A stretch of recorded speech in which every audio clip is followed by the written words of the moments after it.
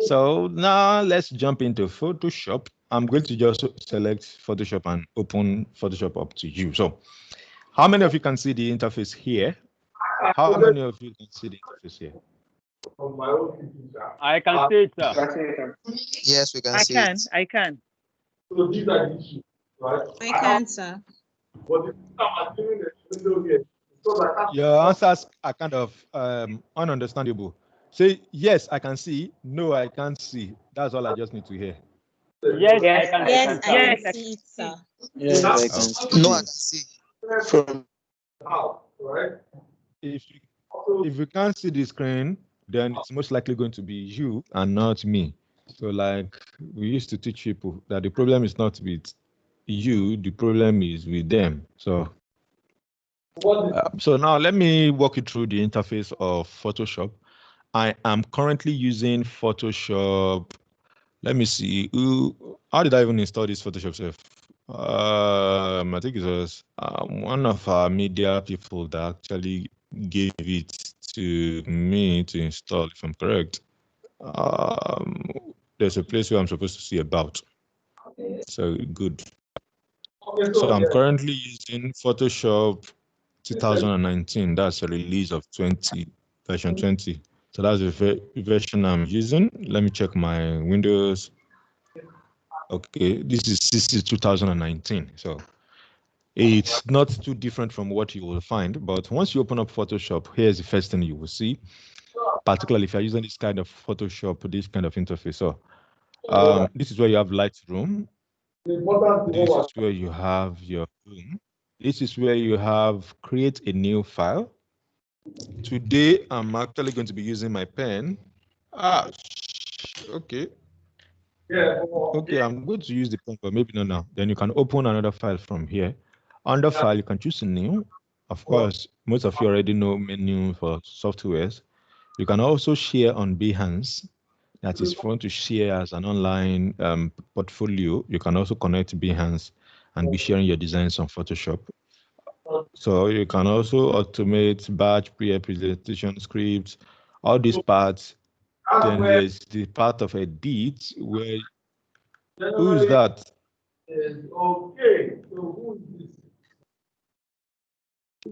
Edit blessing, turn off your video right now. I'll assist you by removing you from the group so that when you join back, you know your video will not be turned on.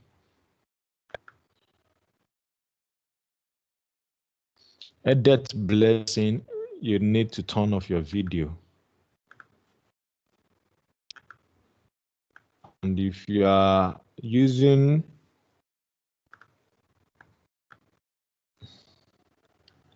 Edit blessing, you will need to join back. So I'm about to remove you, so you need to join back. So good. So let me open up a new file. Let me create a new file, which is where you find file and then you click new. So you create a new file. Now, before you create a new file, one of the things that Photoshop will first of all do will be to ask you questions. And the question will be, what size do you want to use? What style of design do you want to do? Are you trying to design a photo? You can choose different sizes from here. It's going to ask you, do you want to make a print design? So if you're making a print design, let's say an A5 flyer, this is A5 right here. So if you're making, and also you can create your sizes from this side of the screen. So you can also enter your size here. You can choose pixels if you want. You can choose height if you want. You can choose resolution. My recommendation is your resolution should always be at 300 pixels. There are a few times that you can adjust that, but that adjustment should be for a specific reason, okay? And once you are done selecting your size, you can click create here.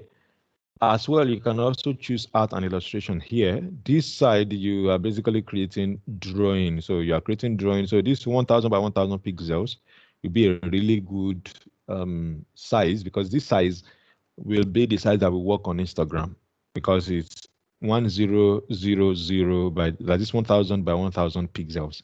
Then if you are designing for web, maybe you are designing a web page, You want to create a web page that can be sliced. If you're designing for mobile, so you can also choose a mobile screen here. So if you want to design maybe WhatsApp status, Instagram story, all those things, you can design them from inside Photoshop here. You simply just choose your phone size and you are good to go. So you can choose your phone size. And then if you are creating for video, that is, you want to design something for video. So maybe you want to design maybe a lower third. That is, lower third means the name, how the name of people come up on screen when you're watching a video. That's a lower third. Maybe you are designing something that comes up on the screen, something around the it's neat. All these things, you can create them inside Photoshop as well. So you can always use any of those. So in this case now, I'm going to click on photo. I'm going to see if I can find a square size. If I can't find a square size, I can create my square from here. But under art and illustration, I can see that this size is already here. So start a new 1000 pixels by 1000 pixels. So this one is already here. Orientation cannot change. So you see, you can also choose artboard, and then background can be white, or you can make your background transparent. So you can also make your background transparent. If you click these advanced options, you can choose quite a couple of color profiles that you want to work with. Now, no need to give yourself a headache right now. What you simply just need to do is start with a size, choose your create, or click on new file or open, depending on your own laptop.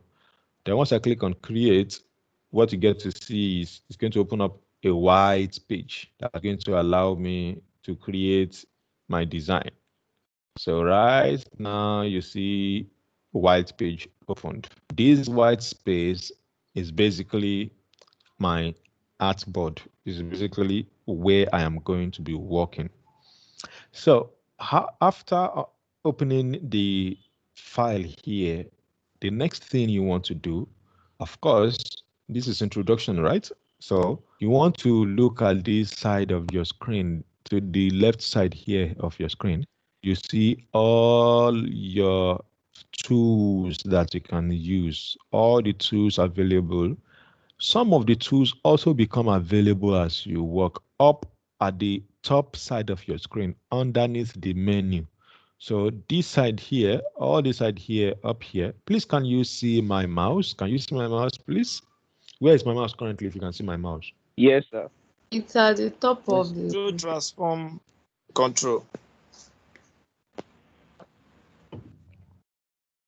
Very good. Thank you for that. So what you will then need to do is, anytime you select a tool, this menu up here becomes active. So it kind of opens up every time you select a tool. So for example, if I choose a tool like this, can you see that the tool, this menu has kind of changed? So every time you are working with Photoshop, you need to always also pay attention to what your tool is showing up here. If I select this, you can see the tool has changed. If I select this, the tool changes. If I select this, the tool changes. If I select this, it changes. So it will always keep changing like that. Now, the menu up here, as I mentioned just now, these are things that you can also look through. Sometimes you will use them, a lot of times actually. You will use some of them. Sometimes you may not even need any of them, depending on what you are doing. So for example, image is a part that I come to a lot, and layers. These are the two parts that I come to a lot. And as we walk through this design, in fact, some of you will probably use software, use Photoshop more than I do. But I'm going to walk you through some of the things that I've been able to do so far that has helped me with Photoshop. So for example, when it comes to photo manipulation, while I don't major in photo manipulation a lot, there are a couple of ways that I've been able to do certain photo manipulation over time. In fact, let me show you what somebody sent to me yesterday. Somebody from this class, what the person sent to me yesterday. When I saw it, I laughed. I put it on my status and said, see the version of Diosama that is, I said, see the version of Diosama that is a movie star. So let me share that with you right now.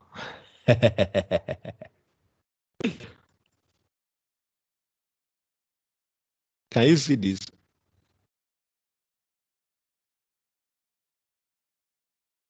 Yes, I can. Yes, sir, we can. Yes, Yes, Yes, sir. This was done by somebody inside this class, Raymond Nwachuku, the class person that did this. When I saw it, I laughed yesterday. Wow. I just use my phone to snap it and put it on my status. People are not laughing at me and say that.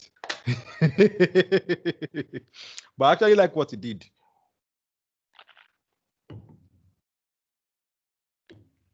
So this is an element of photo manipulation as well, which is something you can do particularly when you are creating certain types of design. Sometimes you may not need to do this at all for maybe 1 month because your designs, especially your projects, let me call it that way, your project may not require you doing something like this. So, and there are times that this will just be what you'll be doing every single time. So, having mentioned that, let me get back to Photoshop. Now, this side, this white space on your screen is the part of your workspace. This is the part where you can do anything you want to do, whatever design it is you want to create. Let's come to the right side as well. The right side of the screen here is where you get to see some elements or some features of Photoshop that tend to be constant. And when I say that tend to be constant, I'm referring to things like layers, things like tools, things like some of the parts of this, they may show up here on the screen, that is up around the menu up here, or sometimes they may show up by this right side of your screen. So for example, this is layers. So every single design, every single element you add to your design, sometimes they will be up here as layers, and sometimes they will not work as layers. For example, as with Canva, anytime you add anything to your design, it becomes a layer almost automatically. But in some cases here on Photoshop, those things don't become layers. They become added to that particular layer that you have selected. So sometimes when you're working in Photoshop and you want to create certain results, what I have often recommended as being that with every single thing you want to add to your design, you create a new layer. When you create a new layer, it allows you to make changes to that layer without necessarily making changes to the entire design that you're working on. I'm going to be showing you how that works as we go on, okay? And then this is where you have channels. Channels basically helps you to adjust colors. So you adjust colors like red, green, blue, which is RGB. RGB up here means that you are selecting all of the changes at once. But if you select red, it means that you want to only adjust the red at that time. So if you select RGB, it automatically selects everything. If you select green, it will only adjust the green. If you select blue, it only adjusts the blue. And you're also going to see how that works as we go on. So for example, let's say you want to draw something on screen and you want to use that thing to, maybe you want to draw a signature. You can draw a signature as a regular drawing, or you can create it as a path. I'm going to show you how that works. So sometimes you want to create some effigy around some pictures or around your design. Paths can be a way to actually create that, especially using brush. I'm also going to show you how that works as we go on. So adjustments, this is where you have adjustments, where you can make adjustments to some elements on your design. This is where you have library. I can't remember what library is used for. This learn is usually online tools that Adobe is making available. As you can see here, fundamental skills. Now, my recommendation, let me do something here now. Let me pick a playlist, and then let me quickly pick a playlist. Let me pick a playlist of videos that I'm going to recommend that you guys watch. And I'm saying you should watch them because I want you to, just as we did with Canva last week, I said you to go and read up on some things, right? So this week I want you to go and read up on, but this time rather than read up, I want you to go and study. I want you to go and watch some videos. So let me choose playlist because I prefer playlist. So in case you are wondering what am I doing, I'm on YouTube trying to pick a playlist for you that will be very, very helpful to you as you begin your Photoshop journey. So let me look at this. I want it to mute. Okay. Okay, good. So this is a really good playlist. Let me see if Okay, good.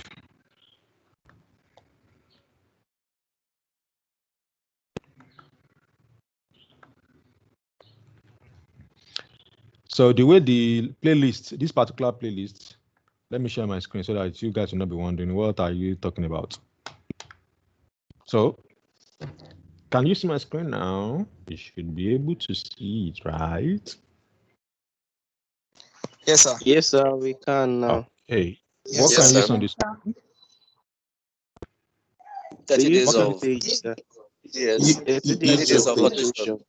Okay, good. So I'm going to share this playlist inside the Telegram group right now. I'm going to share that inside the Telegram group. Okay. Let me send it to Raymond first.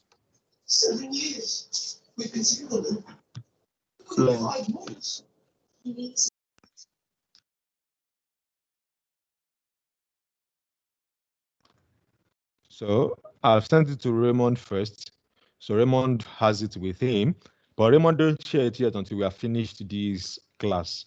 In fact, I'm going to tell Raymond when to share the link with the entire group. If you can go on YouTube and go and search for it yourself. That's very okay. But what I want you to do is, I want you to let it be complementary to what you are learning in this class. Do you understand that now?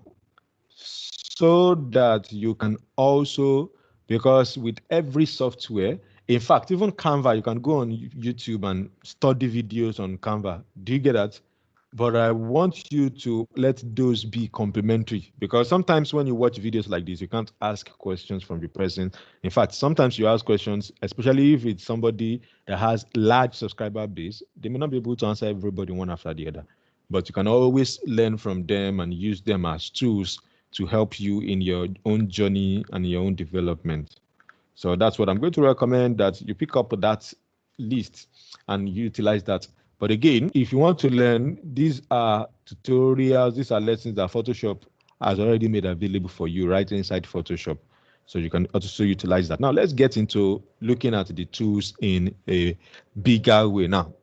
So the first thing I'm going to share with you here is for you to understand, the tools that we have up here. So this is called Move Tool. This is called Artboard Tool. Move Tool, Ash. So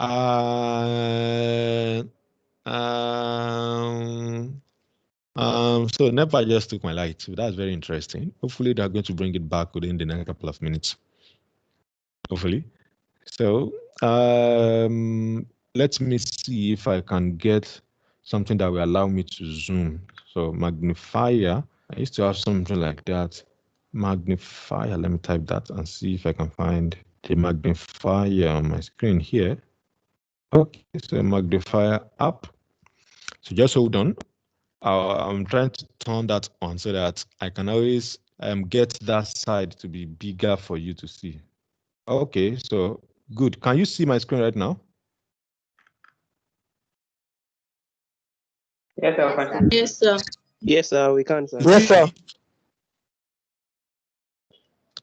Yes, sir, it's clear. Is it big? That's my question. No. Not Oh, yet no, big, not sir. yet. How about now? Not yet, sir. Not Okay, big, sir. so just Maintaining hold the on. normal size. Okay, just hold on. How about now? Not yet, sir. Still the same. Okay, Yes. okay. What do you mean by yes, yes?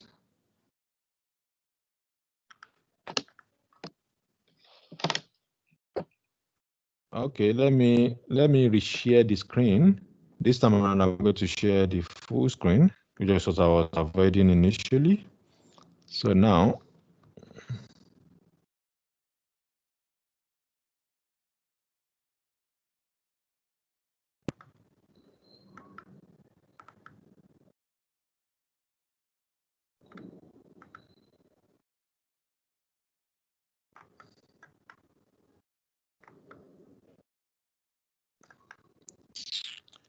sorry.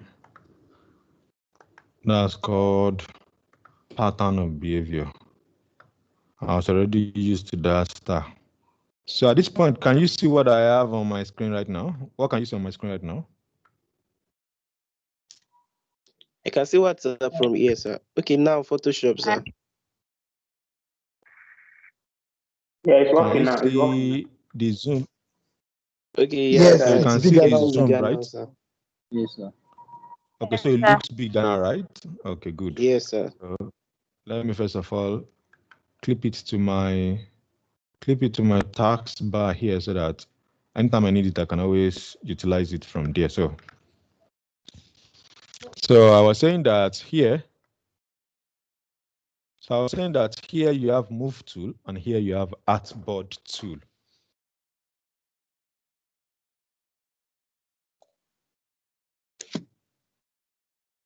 But may I know, can you see the magnifier itself, like the 200%? Can you see it on screen? Yes, sir. Yes, Yes, sir. sir. Oh, so you can actually see the magnifier on screen itself.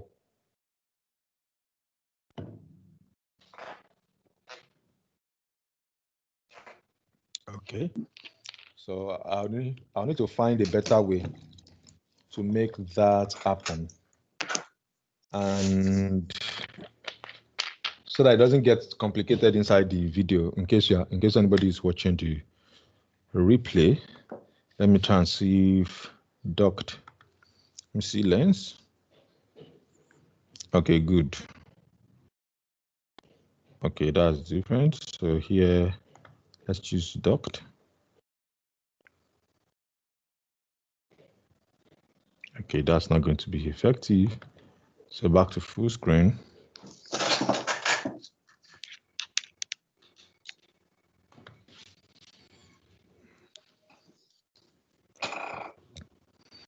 Oh, it's views that I chose. I was the one that was wrong. Okay, so close this. Close these. Close this now.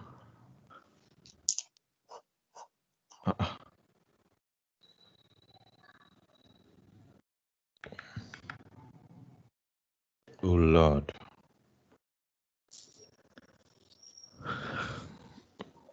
So just hold on while this is loading. The challenge with Photoshop is some of the tools can be very tiny, and I'm trying to avoid that so that it doesn't create problems for us eventually. Okay, good. So 150%. So let's move it up here, and then so now we have move tool, and then we have artboard tool. A move tool is basically to move whatever it is you have on the board around. As you can see, it says, as you can see what you wrote on the screen now, it says the current layer is a background. You cannot move a background or layer or change its stacking order or blending mode or capacity or opacity. However, you can convert it to a normal layer and then change any of these two attributes. I'm going to explain this later on. Okay. Especially if you want to work on a picture, sometimes that can pose a problem. So now let me draw something on this board. Let me draw. So let me say I draw something like this.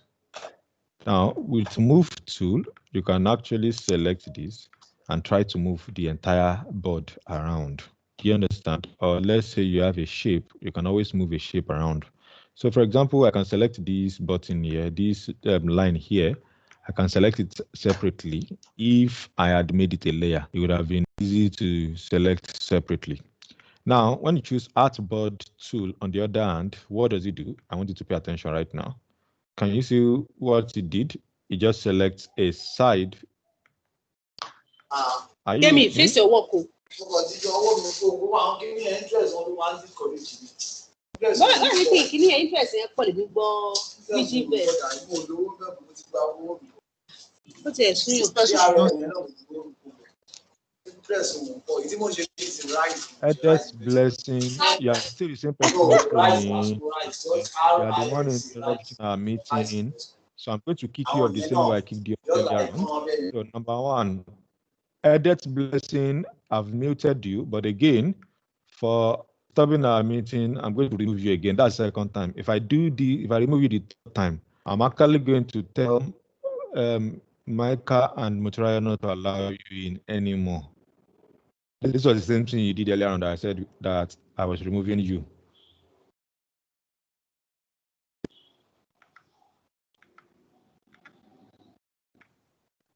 So, hello everybody. Do you understand what the artboard tool does? It's kind of doing a little work of cropping out part of the page, part of the size that I have here. Am I right? Yes, sir. That's true, sir. Good. So I'm going to undo that. I'm going to undo that. That is, I'm going to set it back to what it originally was. I didn't get that, sir. Hello, sir. I didn't get that, sir. Your last statement, sir. Get? The last statement, sir. Talking about the art something. Okay, the artboard here kind of serves more like a cropping. It crops the entire page that you're working on. Okay, sir. Unlike the regular crop tool. Now, by the way, all those guys, they told me hell at that time. Told me hell at that time. Or like no. So Please, that blessing, welcome is going to be my last one for you. Winner. I should be going to winners. That blessing, this is why I'm going to say bye-bye to you for this entire training. I'm sorry to let you go, but this is going to be the final warning for you. I'm not even giving you any warning from now. Please, Micah and Muturaya, please.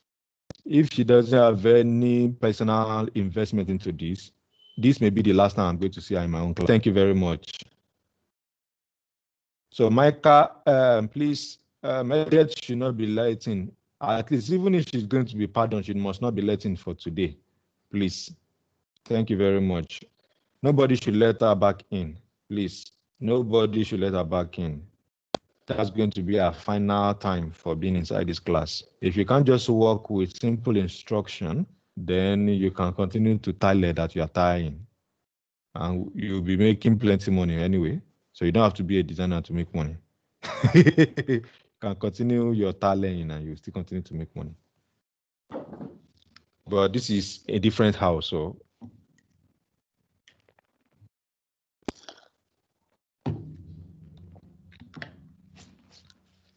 if the unmute thing that she did was actually helpful to us, it would have been better. But she's not even talking to us at all. Our video is on, our audio is on, and she just kept talking. So for the person who said that she did not get what I mentioned earlier on, I said that artboard typically kind of resizes your entire workspace. That's what artboard does. Okay. Now, while I was doing undo just now, some of you will be wondering, Shibi, you can use a shortcut. Yes, there is a shortcut for undoing, and it's called history. You will find it somewhere around the screen here. So let me drag this to this side of the screen where we can see it so that you can see it here. So you find it somewhere around here. So this is history tool here.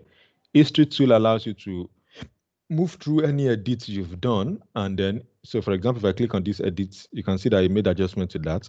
So I can come back to this new, and so this is history. So this is more like a faster undo tool. But again, sometimes if you don't know how to use it, you can misuse that. Okay. So for that, let's move forward from that and let's look at this mark tool. Now, mark tool basically just works, as you can see on the screen right now. It lets you make a selection in the form of rectangle. There are two types of mark tool. I think there are even three or so. Okay, there are even four here. So there's ellipse. Ellipse is more like a circle. A single row which just selects just a tiny part of your design. And then a single column. So let me put them on the screen now so that you can see what I'm referring to. So I'm going to select that rectangle mark tool. Rectangle mark tool. Now at this point, I want to zoom in. Rectangle mark tool works like this. Can you see now? Everything within this place right now becomes editable for that moment. And if I'm done, or if I want to select everything outside that, I can choose select inverse. So sometimes when you're working with a tool in Photoshop, there are also right-click options that make that kind of unveil some other things that you can do. So for example, if this is just the part I want to click, I can just use layer via copy. So deselect means it's going to deselect it. I'm going to undo that, and then I'm going to right click again. And here you can see, so I'm going to undo again, and then I'm going to right click, and you can see this is feather. Feather means, select inverse means that it's going to select everything on your design, everything on your workspace, aside from what is within that frame. So I'm going to click that right now, and I want you to pay attention to what you see on screen. Look right now. Now, can you see that everything on my screen now is selected? Everything on my workspace is now selected. The only part I can edit will now be what is within that frame. Now again, I can undo that again and still right click and choose feather. Now, once I select feather, it's going to pop up a radius option here, which tells me that how much of transparency, so to say, how much of feather. And feather in Photoshop means like how one side blends into the other part. Feather is a really good tool when you are working on Photoshop. Feather is a really good tool that you would need to eventually learn how to use. Okay, I'm just checking to see if Edith is back, because if she enters again, I'm going to kick her out. So I don't want to see her in the class, at least for today, even if she comes back later on. So that's that for feather. Now select and mask. Select and mask sometimes work. Okay, you know what? Hello everyone, can you still hear me? Are you still with me? Yes, we are. Yes, Yes, sir. sir. We are still here, sir. Yes, Okay. Yes, sir. sir. Are you grasping anything? Is there anything that is unclear? Of course. Yes, Is there anything sir. that is unclear to You are you? learning a lot, sir. Okay, thank you very much. Now, if you are not Edith Blessing, please mute yourself. Mute yourself, that's what I said. I'll keep checking in case I see her. If I see her again, even when she doesn't unmute herself, I'm going to kick her out back. Okay, that's done. So now let me take this back in, and then let's go back to that side of the screen. So now under this tool here, you have elliptical mark tool. Ellipsis, just like a word, means circle, or means the overlay of circles or the overlay of objects. So elliptical in this case simply means circle. So you select a circle like this, and then you can do anything you want to do within that circle or outside of that circle. Now moving forward, single row, this is how single row works. Single row does not allow you to move too far away. So it only allows you to go in one direction. So you can see it only selects just one part. Can you see? It can't create multiple stuff. It's just creating just one row. Do you get that now? Single column mark for this, you can only do it this way. So unlike that rectangle where you can draw and do anything you want to do, those ones don't allow that because they are limited. Of course, they have their own functions. They have what they do. Now, polygonal lasso tool, or lasso tool in general, because there are many lasso tools here. Now, there's lasso tool, which is a more like a rubber band. So this lasso tool here allows you to draw. Now, what this allows you to do is the same function that this mark tool does here, or this mark tool, the same function they serve. That's the same thing, these lasso tools here. That's the same function they have. Only that these ones are easy to operate, while these ones are confined to certain shapes. You get that? So for this lasso tool, you can draw anything, you can select any area you want to select. Once you lift your hand from the mouse, it closes up that gap automatically for you. Now, unlike polygonal lasso tool on the other hand, polygonal lasso tool, you have to be clicking from one point to the other to be selecting step by step all through. And once you are done, you can double click, it closes, it closes the gap for you. Do you get that? All of these are selection tools. By the time we start working on designs, you will understand how those work. Now for magnetic lasso tool, so let's say you want to remove a background of a picture, magnetic lasso tool kind of does the work for you almost automatically in the sense that as you are scrolling through, as you are moving through, can you see I'm not clicking anything, I'm just moving my mouse up and down. It starts doing the selection automatically for you. And the way it works, it uses contrast. So it uses contrast. If there is black and white, it tries to trace around the black and the white so that it just maintains the contrast for you. That's one of the things it does. And sometimes it doesn't get it clearly. So you might need to do take some steps back or kind of like click delete 2 times so that you can go back to what you need to do. So that's how lasso tool work. This lasso tool, this mark tool and this lasso tool, they are more or less the same thing. Let's move on to the next tool here. And this next tool here is called quick selection tool. Quick selection tool is just like you are selecting something quickly. Can you see? It's selecting almost as rapidly, as fast as possible. That is what quick selection does. It lets you to select objects around quickly around your workspace. The inverse of that is what's called magic wand tool. Unlike this quick selection tool, magic wand tool requires that you will be moving your mouse around in order to actually work on something. So at this point, let me open up some files and let me start small. So let me start small. Let me start with an image. Let me see. Let me start small. Okay, this has been edited already, so let me undo. Let me start with let me select this.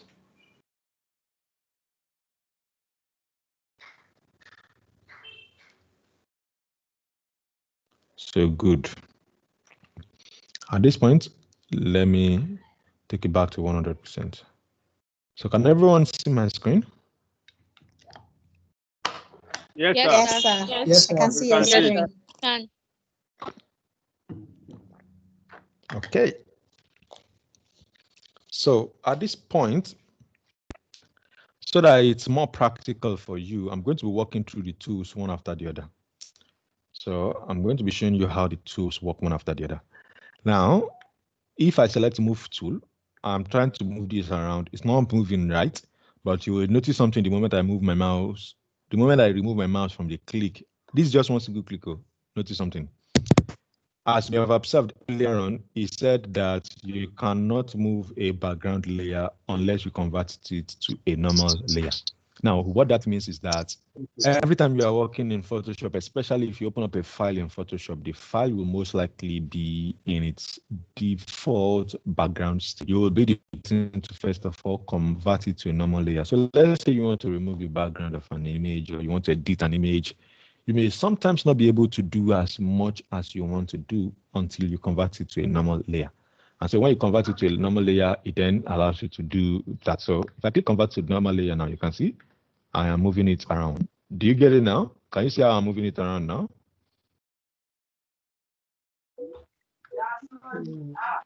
That's how that works. So Yes, sir. let me undo that. Somebody is saying hello, sir. Do you want to tell me something or you want to say something? You're not saying anything. Oh yeah, mute yourself. Fidel, ensure that your mic is muted. Fidel, ensure that your mic is muted. I don't want to hear story. Once you are not conforming today like this, I'm just going to bundle you out. Today I'm a bouncer. So I'm bouncing people out today. So let's move to this side and let me show you what the rectangle mark tool that I showed you just now. So I said mark tool, right? So look at, you can see that mark tool allows me to select anything. Now, right now, I can do anything I want to do within this space. So now, let's say I choose a brush. Let's say I choose a brush right now. I can actually, let me look at it. Okay, let me choose a normal brush. Where's a normal brush? Okay, this is a normal brush here. So let me pick my pen. So at this point, I can do anything I want to do. Now, I want you to observe something. Can you see that it's not going outside of that circle? Can you see that it's not going outside of that shape that I drew? Do you observe that? Yes. Yes, sir. Even when my mouse is going outside of that space, can you see that? So this kind of serves like a boundary for the work that I'm about to do at that moment. You understand? Now, if I right click, just as I did earlier on, if I right click, Okay, you can see that because the brush tool is selected, right-clicking it simply just changes that. Now I can increase the brush size, I can increase the hardness, change the softness, change all of these, do all of that. I can increase the brush size. Now at this point, I want to change that. So you can see eraser is what is selected right now. It's basically just cleaning up everything I've done before. So let me choose it back. And then at this point, I've increased the brush size. Can you see it's still not going outside of that circle? Now, let me select this tool here. And then, of course, sometimes, actually, most times when you're working in Photoshop, you always need to always come back to your move tool as your selection tool so that you can easily work things. If not, if you select a tool like this and you now want to do something, your mouse will almost pick up what you are doing and continue from there. It's not like Illustrator or CorelDRAW that you just need to, even in CorelDRAW and Photoshop, even in CorelDRAW and Illustrator, you always need to come back to your pick tool. So this move tool says more like that. So now, if you notice, I can move this around from where it was. Are you seeing that? Can you see that I can move this around from where it was? Now, if I don't want to do that, The I can video is a right-click and bit slow, choose. sir. You can't see it. You said? I can't see it, sir. It's the video. Yes, you can see it now. It's not moving together with your voice. It's a bit slow.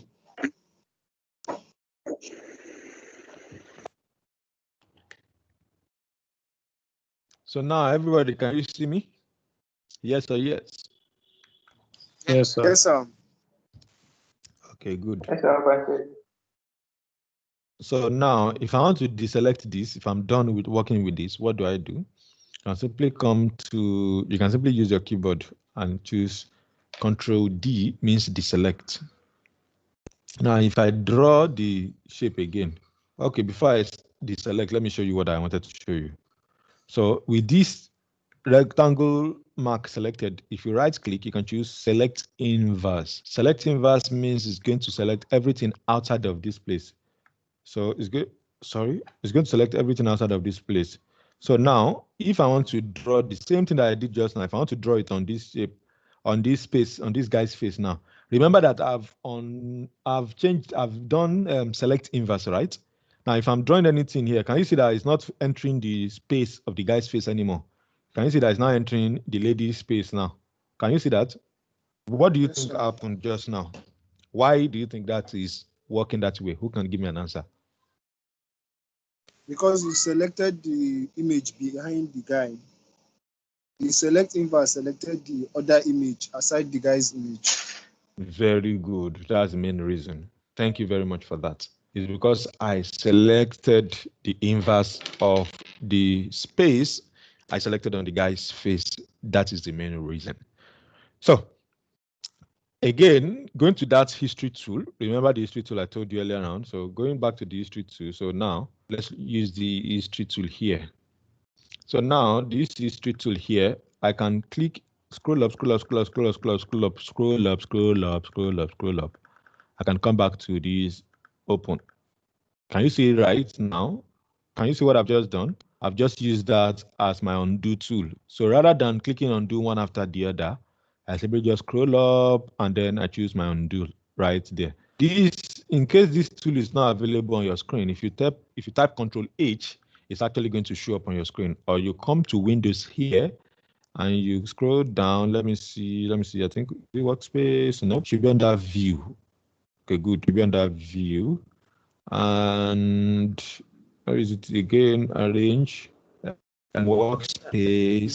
I think, okay, yes, this is it here. So you see it's under Window. I'm correct. So if you click on View, you click on Windows, you click on History, it's going to show up. So some of the hidden things that you'll find in Photoshop, you can also find them. You can also pull them out from this side as well. So that's clear. Do you understand how that Mark tool works now? Yes or yes? Yes, sir. Very good. So now let's move forward to the next tool. Let's move forward to the next tool. This next tool this time around will be this lasso tool. I told you earlier on that the lasso tool, you can just select anything. You can select anything. So, hi. Hello? Yes, go on. I'm listening to you.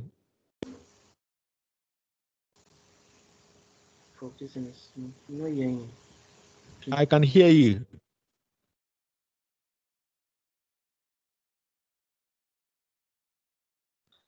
Okay, since your question is not coming in, let me continue with my own conversation. So at this point, I want to select this guy's face. This is my lasso tool here. So I'm selecting this guy's face. Remember again that it's now a background, so it can't move because right here on my screen here, let's look at it here. Can you see this place here? What does it say? What does it call it? It calls it what? A background. If I want to make it not be a background so that's editable, what can I do? I can right click and choose layer from background, or I can just simply click on this unlock button. So indicates layer is partially locked. I can unlock it and then it becomes easy to edit. Is that clear? Do you get that? Yes, sir. Very good. Very good. It's clear, sir. Very good. So now I should be able to use this thing without mouse. So I should not be moving this thing around, Jerry. I was bothered before that. Why should I be moving? So let me just zoom in.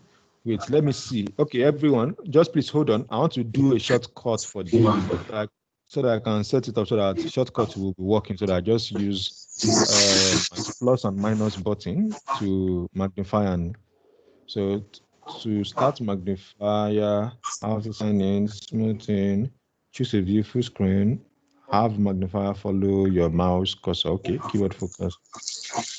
Keep the mouse cursor within the edge of the screen, center of the screen. Okay. Is there no way to use shortcut? I want to use shortcuts.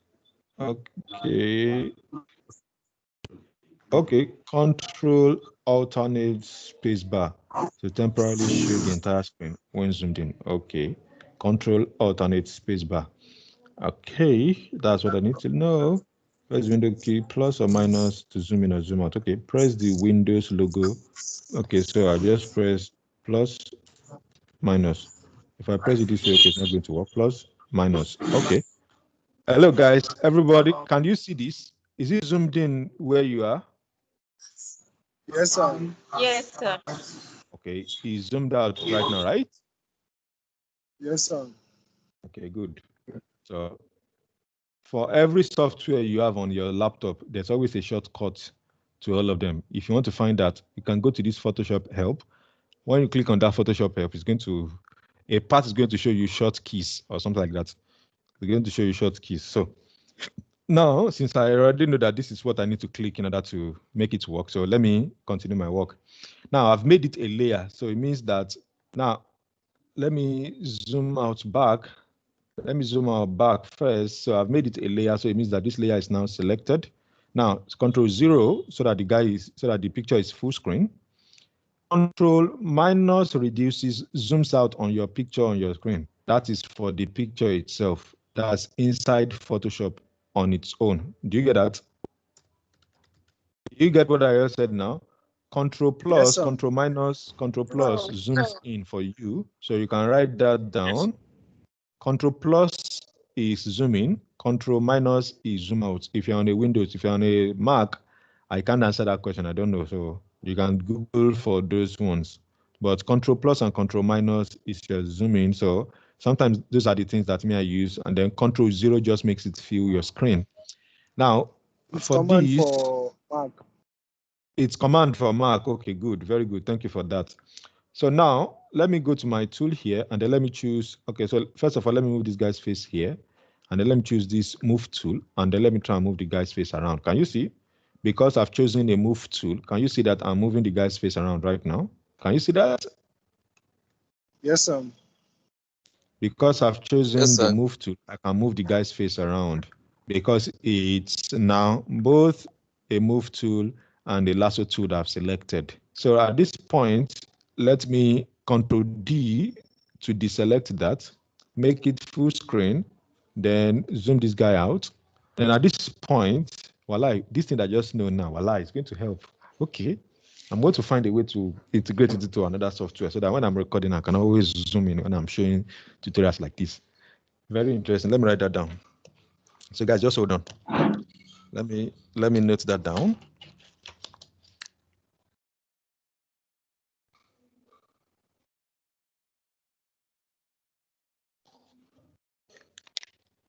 Okay.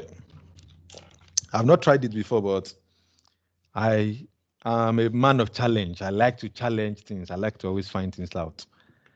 So now, after you said what? I said that's why they said the easiest way to learn is to teach. The easiest way to learn is to teach. Oh, well, that's true. Now, let's look at this lasso tool again. If I select just this area now, this lasso tool, you can use it to select just a particular area. Then I choose this. So let's say I choose brush now. I'm going to draw. Can you see it's not coming outside of the space of that guy's head? It's not coming outside the space of that guy's head. It's only staying within the space of what I selected. Can you observe that? Now, earlier on, I mentioned feather to you, right? I mentioned feather to you earlier on. So let me show you what that feather does. So selecting this here, I can right click, I can choose feather. And then for this feather here, feather means that so let me choose the history and then let me undo what I've just done. So let me undo what I've just done. Let me undo the guy completely. So at this point, it's back to making it a layer. So let me unlock the layer again. I've unlocked the layer and then zoom out and then zoom out. And then I can now select this guy. So this time around, let's try another tool. Let's try the polygonal lasso tool. So escape, Control D.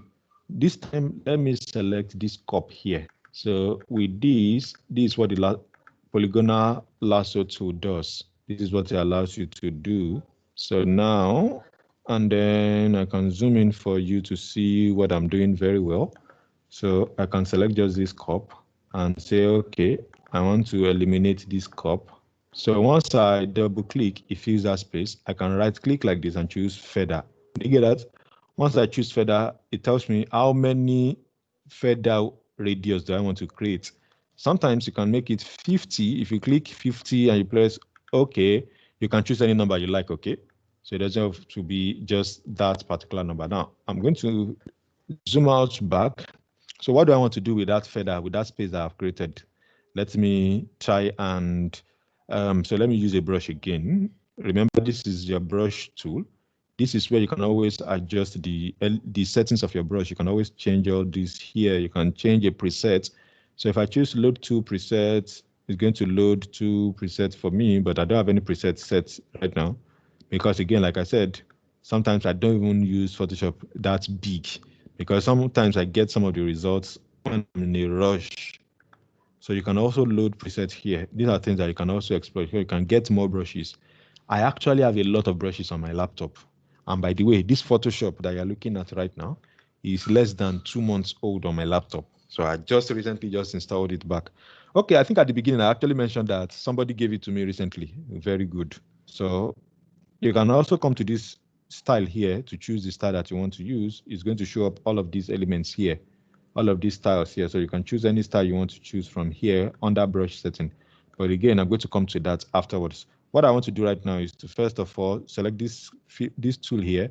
And then what I want to do is I simply just want to fill that place up. So let me now start filling it up with color. Now, can you see the edge? Can you see the edge this time around? Can you see how the edge is crossing into the background of what we have? Can you see how the edge is fading out? Can you see that? Can anyone see that at all? Yes, sir. Yes, sir. Yes, sir. Well, can Yes, you sir. see that Yes, can you see that the field is not covering the lady's Yes, body sir. at all, but it's Yes, sir. covering Yes, all sir. this other space? Just that, sir, the video is a bit slow. I understand, but you'll still be able to see it. Last. Yes, sir. Yes, sir. Good. So if I cover up all this space, you can see that rather than make it sharp, make the edge sharp, you can see that the edge of this space that I've selected is not as sharp. Now, if I zoom out again now, if I zoom out again now and say, okay, let me select a different place, and then let's say I select just this space. So let's say I'm selecting just this space, and then I select just this space. So this is the space that I'm selecting now. And then I use the same brush, and then I fill up everywhere. Can you see the difference between this and this one down here? Now, everybody at this point, I want you to tell me, what is the difference between this one at the top here and this one down here? What do you think made the difference? Or what differences can you notice? The blur, One sir. has a feather and one does not. That one is a bit blurry The than the density upper one. is better, sir. Which one is better? The one at the top, sir, the edges are clear. They are not, scattered. The edges are, sharp. Unlike the one down, that the edges are not sharp. Okay. So in which situation can you use the one that the edges are supposed to be sharp? And in which situations can you use the one that the edges are not meant to be sharp? So who can give us ideas? David, sir, when you're trying to, it depends on the manipulation you have in mind. What do you use at that point? It depends on the manipulation you have in mind, sir. Okay, very good. Just like you- the I like yesterday Sir, picture we are using, the down blur that the picture have in the Instagram picture you checked on, you can use the down one there just to create that blur effect. I'm not sure I got that. So the sample we used to design yesterday flyer, Yeah. the image on the flyer was blur, so we can use this same Was blur same brush feathered? Because palette. blur and feather are two different words. Okay, the effect was Yes, I the get what blurry they are effect saying. at the down. Yes. So we can use the same brush tool to do the same thing there. So let me explain blur and feather so that you will understand blur and feather now. In this design that we're looking at on the screen right now, this picture that we're looking at on the screen right now. Okay, sorry, let me select this. And while we are at that, I've sent somebody to help me turn on the join. So I'll most likely change what is on my screen right now. So this guy here, are you seeing some plus sign coming up on the screen? Yes, sir. Is this showing on your place too like this? What's on the screen right now? Okay, showing. Yes, it's showing that. showing. So you are seeing plus times and plus. Yes, plus. Exactly. That's interesting. Yes, sir. Okay, so everybody hold on for a little while.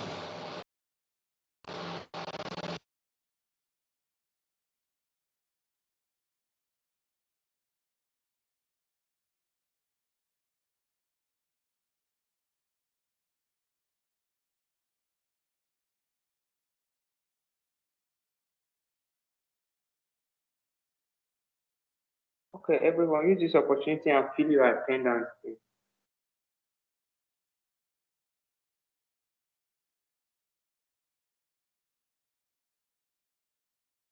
All right. Thanks, man.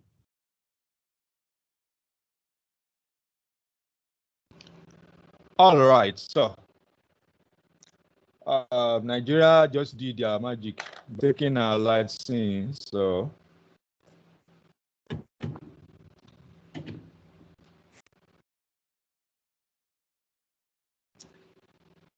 okay, so let's proceed from here. Now, this image here, this guy here, this is an image in focus. This one here is a blurred image. Do you get it now? This one here is an image in focus. Sir, we are not seeing anything. I'm actually not seeing anything. Okay, I can see now. This guy is this guy is focused. This one here is a blurred image. You know why it's blurred image? Because the guy is in the back, because the lady is in the background. Now, this is what it means to blur something. You can also blur this guy that is sharp. You can blur him. But when it comes to feather, feather is the edge that you see around here right now. This part here, that's what's referred to as feather. So you need to always have that clear listed out so that you don't get to mess things up for yourself. Now I'm going to go back to that, making it a layer. And then, so now that I've selected that, let's move further with the next tool. So the next tool that I'm going to show you here is this magnetic lasso tool. This magnetic lasso tool, as I mentioned earlier on, selects almost automatically. So let's say we want to highlight this guy. So let's start with this guy. So let's start with this guy. And then with this tool highlighted, I'm going to click here. And I'm just moving my mouse. I'm not clicking anything. I'm not clicking anything. What can you see? What do you see that is happening? It's following the edges of the picture. It's what? Following the edges of the picture, sir. It's following the edges. The That's right.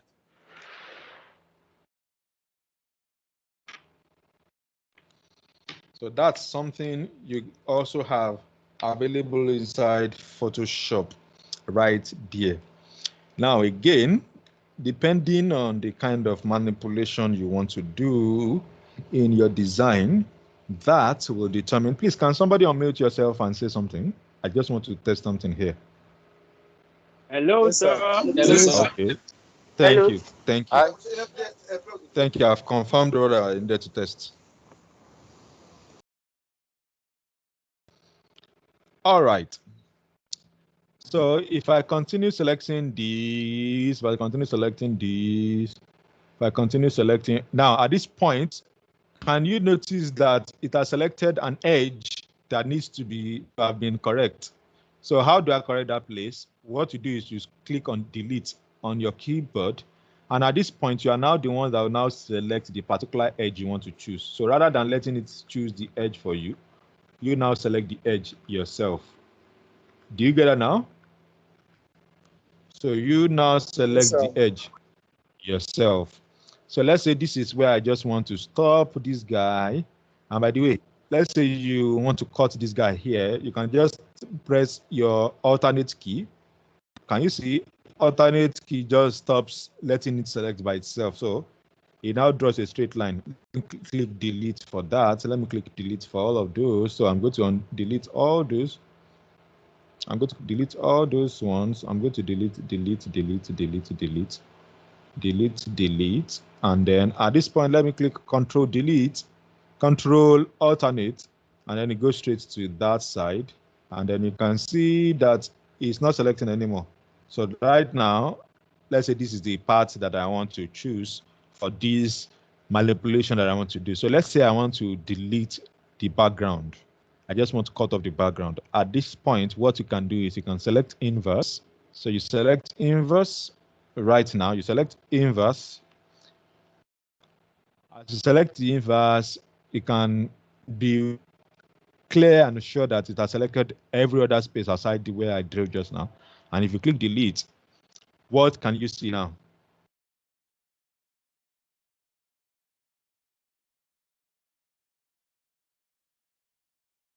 We are waiting for the screen to load, sir. That's why I kept quiet so that I can load. Has been deleted. I've done what? It has, Background has been deleted. it has deleted every other thing except the guy. Everything has been deleted except the guy. Yes. The volume of my laptop is not loud. I'm wondering what's happening. I don't know. Maybe it's the. I don't know. Maybe it's this interface that's not loud. But I'm actually struggling to hear you guys. So.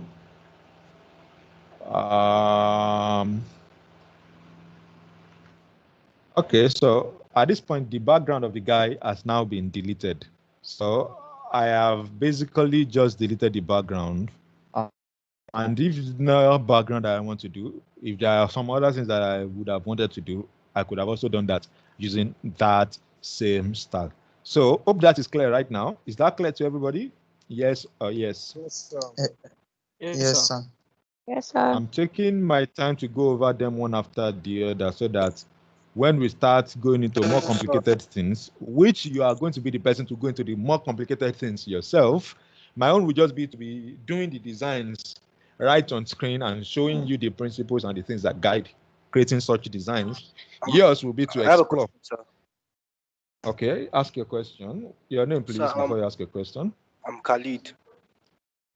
Khalid. Okay, Okay, hold. Say something. Just say something right now. Say something. Yeah. Let me hear. Okay, while you were using the magnetic selection tool, sir. Okay. I was following you from my end. Yeah, I was doing the same, but I couldn't follow how you selected the image without like how you made the selection. Like after you traced everything, how did you make the selection? How did I select the inside or the outside of that guy? Which of them? The inside of the guy's that part you cut Okay. out. Okay, so let me do that again. Who else has another question?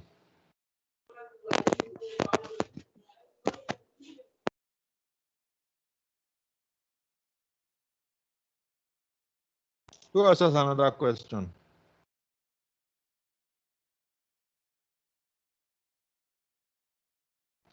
Do you have a question Hello, that I sir. should answer? Hi. Good afternoon, sir. I did not get the way you completely removed the lady and changed the background. Okay. I'm going to look into that for you, okay? Okay, sir.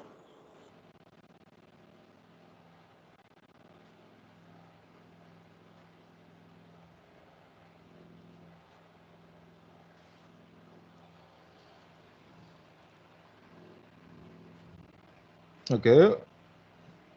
So there are two things that you have said just now.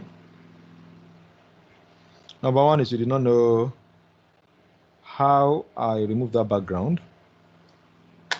And what's the second question, please? And remove the lady. Which is similar to the first question. Okay, so I'm going to try and repeat that so that you can grasp what I have just done. Boom, boom, boom, boom, boom, boom, boom. So if you are the type who did not pick that, now I want you to pay attention, okay? So I'm using any of these lasso tools. Using any of these lasso tools, you can basically select any side you want from any design or any picture or any space, any part of your workspace. In this case, I want to remove this guy's face. So let me just do this. So I'm just selecting, and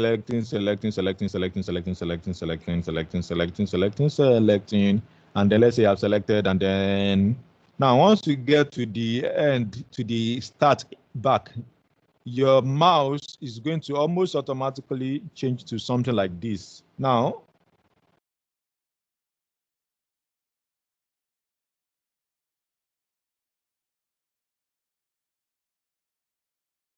I'm removing all those nodes by clicking delete.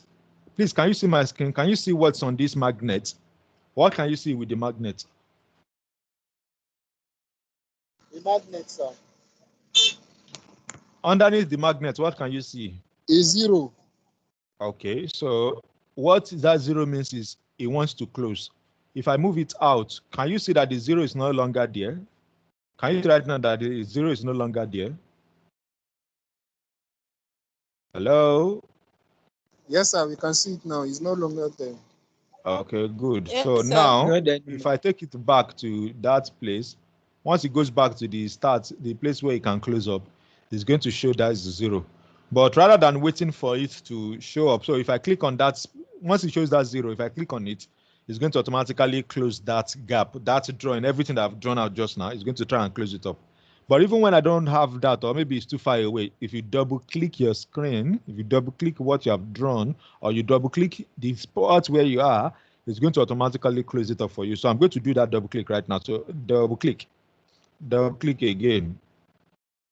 Now, can you see it has filled it up right now? So it has selected that part right now. Okay. So I'm going to double click now. Can you see now? Yes, sir. Yes, sir. That's so right, with sir. that, so this life is so easy to uncover things, man. The zoom that's been on my screen since, I just found a way to take it. I just thought, well, let me minimize it and try again. And I can see that it's still working. So the zoom is still working. So very good. Creating tutorials is about to go on a new level. And I was creating some tutorials some days ago, and I was experiencing technical in how to zoom in and zoom out. So with that done, next step will be to show you the tool. So now the person who asked that question says that, how did I remove the background? Now, if you select this picture here, if you drag it around, you see that that guy's frame is still being dragged around. So I'm going to undo that. If I come to this move button here, if I click this move option here, if I select that, you can see that I can move this guy around right now. Can you see that? I can move this guy around right now. But then selecting that lasso tool, what I did at that time is I right-clicked and choose select inverse. Please, can you see this on your screen right now? What option can you see that I've selected, that I'm about to select? Select what inverse.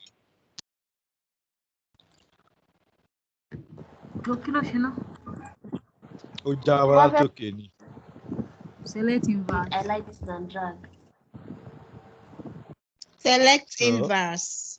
Thank you. You're asking ejaculation. Select inverse. So if I choose select inverse, now what I want you to notice is this. Before I choose the select inverse, please notice right here. Look at all the edges here. Look at how the edges are right now. Now, some of the things I do when I want to, let's say I'm removing, okay, when we get to removing background picture, I'm going to talk about all those ones. But what I need to do here is I select inverse. Once I select inverse, it selects everything that's available on your screen, on your design, on your arts board. It selects that. And then if you click on delete, it simply takes all of them away, leaving behind the thing that you drew. So that was how I did that removing of the lady from the Kako.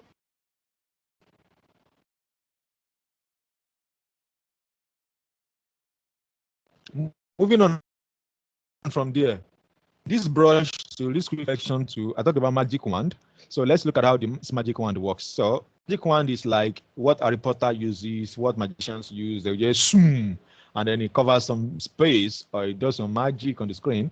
Let's see how that works inside Photoshop. So magic wand, all you need to do is click plus or click your button, and then it kind of automatically selects all colors that look like that color that is selected in the space area that is close to what you just selected. Did you get that? Magic wand selects all colors within the area of what you are clicking. Particularly, those colors look like that color that you are selecting. And what you need to pay attention to is, wait, how does that work? Let me show you. So if I click on this space here, now I want you to notice that every color that looks like this color on this entire design has kind of been selected right now, especially when there are no interruptions, when nothing stands in between, it's overlaying all the entire space. Am I correct? Can you see that? Yes, sir. Good. Yes, sir. We are with No, sir. sir. Yes, yes, I yes. see it very clear. Good. Now, with magic wand, some other functions you have on your keyboard is using plus and minus. So, and when I say plus and minus, in order to do plus and minus, you will simply need to hold down either your shift button or your alternate button. So in this case, I want to select all colors that look like this gray on this design. If you notice, this side of this lady's arm is yet to be taken. This side of this chair is yet to be taken. This side of this chair is yet to be taken. Can you see that? So in order for me to fill up all those spaces, I'll click on alternate. Let me zoom in so that you can see that. So now in order for me to add these other spaces, I'll click on shift. Can you see, what can you see with that magic wand? What option can you see with that magic wand? I'm holding down shift right now.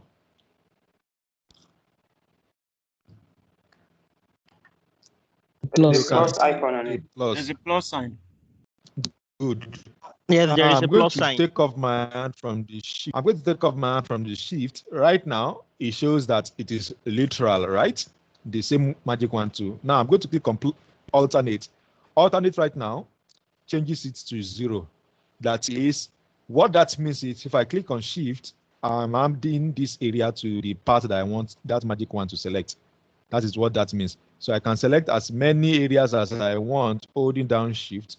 But once I notice that, no, that's not the area I want to click, I can select alternate and also select it. And then it begins to unselect the places that I've selected using the alternate button. So the alternate button is more like take away, while the shift button is more add list to it. So with that said, let me delete that. Can you see that this entire background now has been taken off? Can you see that? The entire background right now has been taken off. But sometimes this magic wand doesn't do a perfect job. So you see that the chair has been chopped off as part of the this thing. Can you see that on the chair? Can you see that the chair has been chopped off?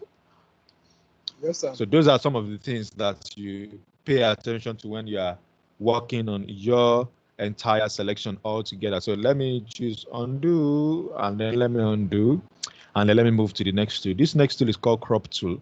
Crop tool is more like the cropping that you did in Canva. So you just crop anyhow you crop, you are good to go. That's for crop tool. I'm not going to go too much into that. Most of us already know crop tool. Perspective is when an image is kind of tilted to a side and you simply want to use Photoshop to correct it. So this is what that means. If this cup here, if this, let's say this edge of this table right here, let's say this edge of this table right here, if I want to correct it, you can actually alter the perspective that you have there. So how do you alter that perspective? Let me look for the tools that can work here. So let me see under libraries, let me see under adjustment. Let me see. Okay, let me zoom in first, and then let me come down closer. Let me hold down shift, and let's see, and then let me hold down minor. Let me hold down alternate. Alternate shows this. Shift shows this. So now with this selected, let's look at how to adjust the perspective. So this is how I can adjust the perspective. Can you see? Can you see how it's changing? But it's not directly affecting the picture yet because that side has not been selected as an independent image. You get that now? So if you want to use this perspective to, you would need to first of all either take this part out. So let me do this. Oh, interesting. So it actually applies it. Can you see that? It simply applied it by itself. So it simply applied that by itself. But if you want to, so let me, anyway, that's how that one works. Slice tool is like you are cutting your images, you are separating, not exactly like you are cutting, but it's more of you are kind of creating dimensions and all that on your design so that you can work within this space, you can work within this space, you can work within here, you can work within here, you can work within here, you can work within here. This is usually good for those people who design websites, who try to make websites up from Photoshop before they now hand it over to maybe somebody who finishes up the design.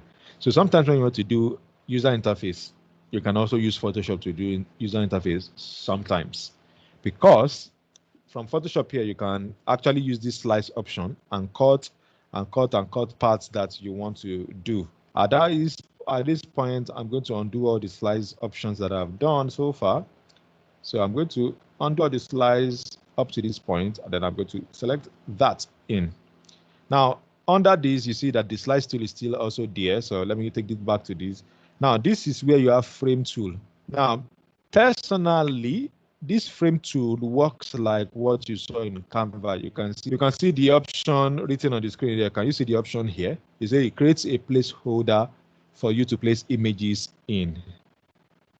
So it creates a space where you can add. Let's explore. At this point, let me also show you what I just did now. In Photoshop, somewhere around here, if you click on these, it hides a layer or it lets you see a layer.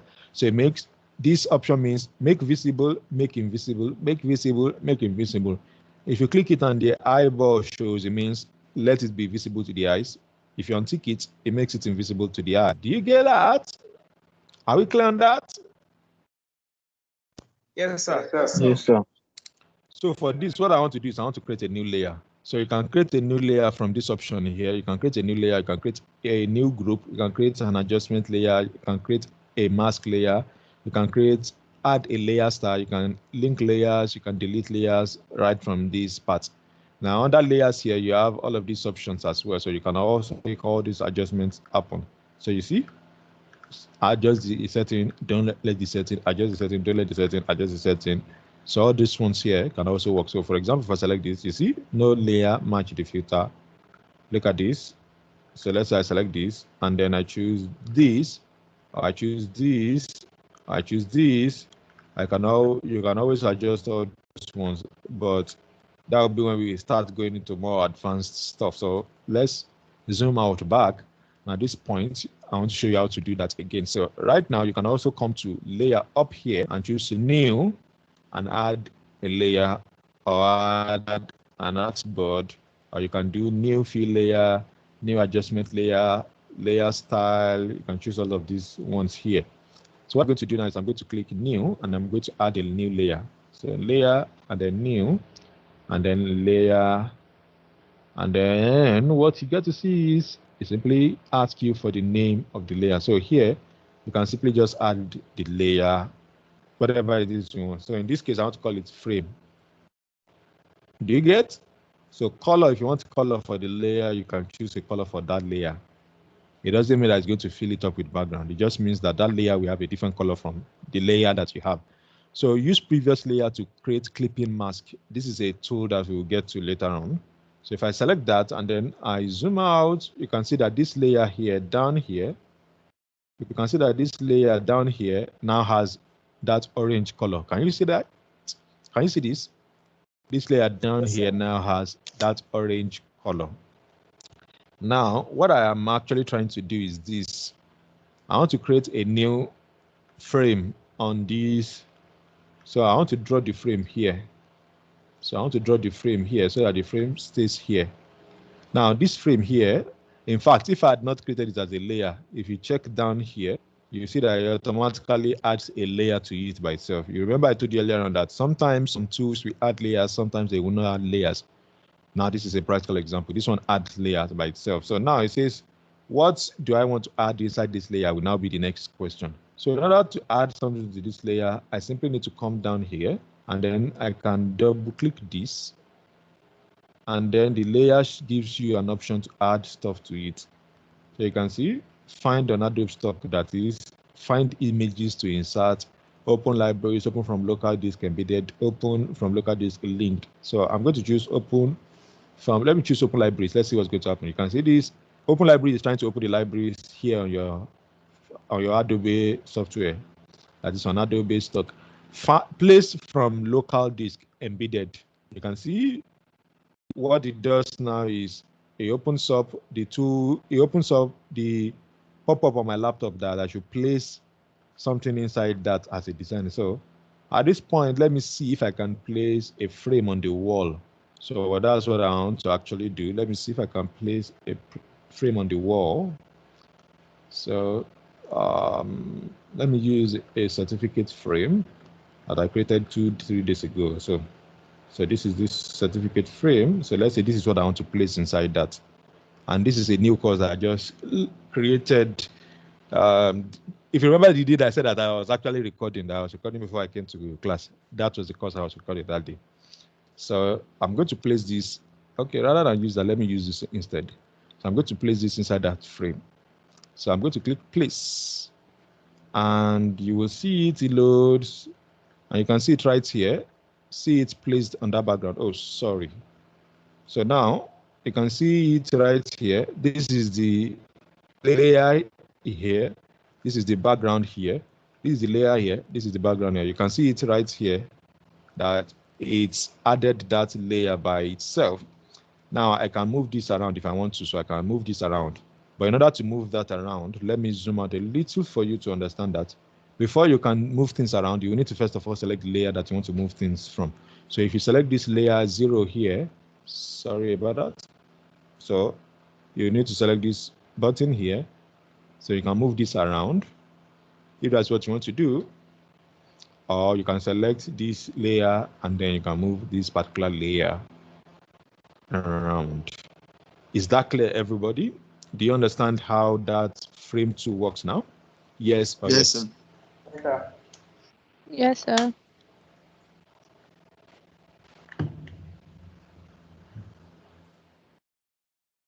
So let's look at the next tool here, which is called the eyedropper tool. There's also ruler tool as well, which allows you to create rulers. There's 1, 2, 3, there's count tool, there's note tool.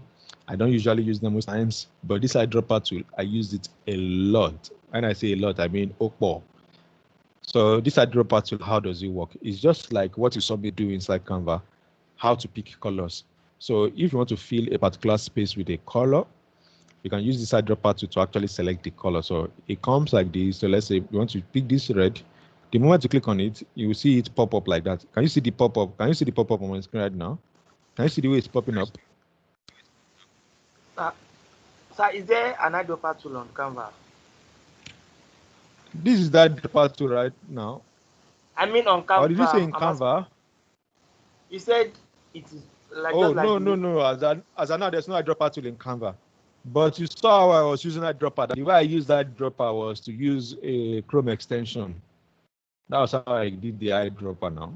I told you people that it was an extension I was using. Even though Canva doesn't have eyedropper too, sir. When you load a picture, you can automatically pick colors. Yes. It can allow you to pick colors from the design as well. So now having this here right now, what this color has done, in case you don't know, if you come to this side of your screen in Photoshop, you will see your color here. So the color, if I choose this black now, can you see that that place just changed? Can you see that this thing here, this element here? Can you see where my screen is? Tool here. Yes, sir. Yes, sir. It will keep changing as you are choosing a new color. So if I click this black here, once I click it and I select it, what you see is the color changes. If this is the color I'm choosing, if I'm choosing this color, can you see it changes? If I choose this, it changes. If I choose this, it changes. What that means is that this is foreground, while this white is background. You can also invert it anytime you want to. So you can always click to switch. So you can always click to switch as well. So you can always switch these colors between each other. That is, you want one color to be as background or you want this color here to serve as the color in the background. So maybe you don't want to quickly go and pick another color. You can simply just switch between colors and then switch back as well. So that's that for that eyedropper tool. Now for this tool here, which is called Spot Healing Brush Tool. What it does is it lets you clean up pictures. So let's see how that works. There are tools under it too. So there's Spot Healing Brush Tool, there's Healing Brush Tool, there's Patch Tool, there's Content Aware Tool, there's Red Eye Tool. Red Eye Tool is if the picture has red eye, you can use it to remove a red eye. But Healing Brush, Patch Tool, Spot Healing Brush will be the most important tools in this tool set here. In this particular tool set that you are seeing on the screen here. This Spot Healing Brush Tool, this Healing Brush Tool, and this Patch Tool will be the most effective. So let's see how they work. Let's start with this Spot Healing Brush Tool. Now you can see that I can't use it to select anything here. You know why? It's either the wrong layer is currently selected. So let's get to solve that. In order to solve that, what do? We simply come to this layer and select this layer. And then you can see that now my mouse is now functional. Can you see that? Can you see what just happened just now?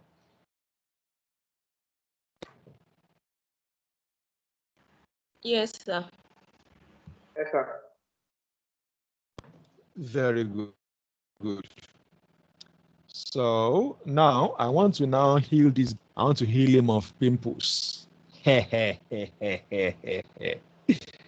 So you see, I want to be here for the next couple of minutes. So if you have any pimples on your face, just let's switch to a little this thing. Put your hands on your screen as I'm healing this guy of pimple right now. Let your pimples be healed as well. Amen. I'm just joking, though. I'm just joking here. Nobody should hold me responsible for that, too. Wait, the people that are saying amen, do you have pimples on your face?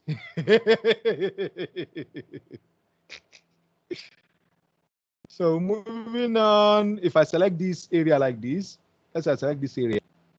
If I select it, let me zoom in. Well, what's this?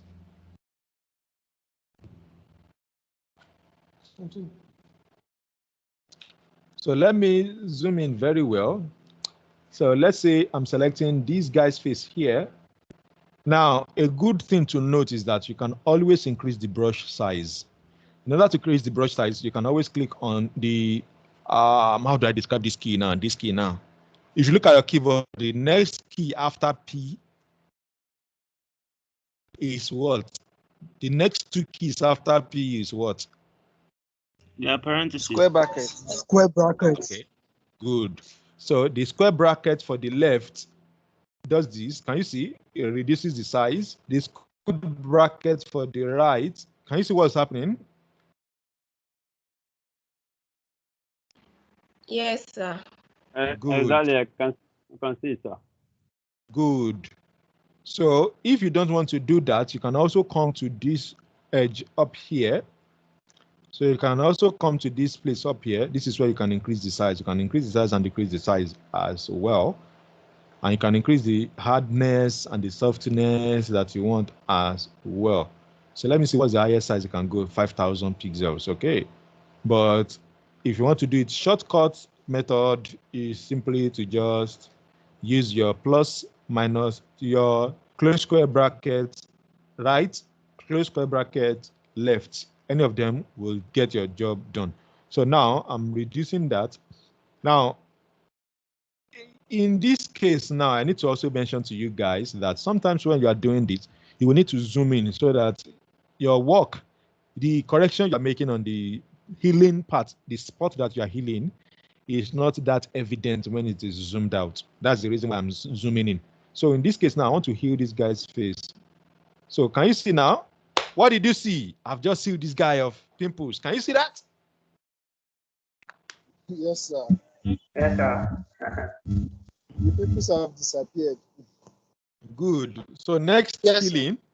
So if you have pimples right now, start healing yourself of pimples. Oh yeah, put your hand on your screen and be healing your pimples right now. So I'm going to heal this guy's pimples, this second one here. I'm going to heal this next one here. I'm going to heal this next one here. And I'm going to look for all pimples on his face. Now, what I don't do is I don't do what business center people do. They just do vru on all of this face and expect it to work by itself.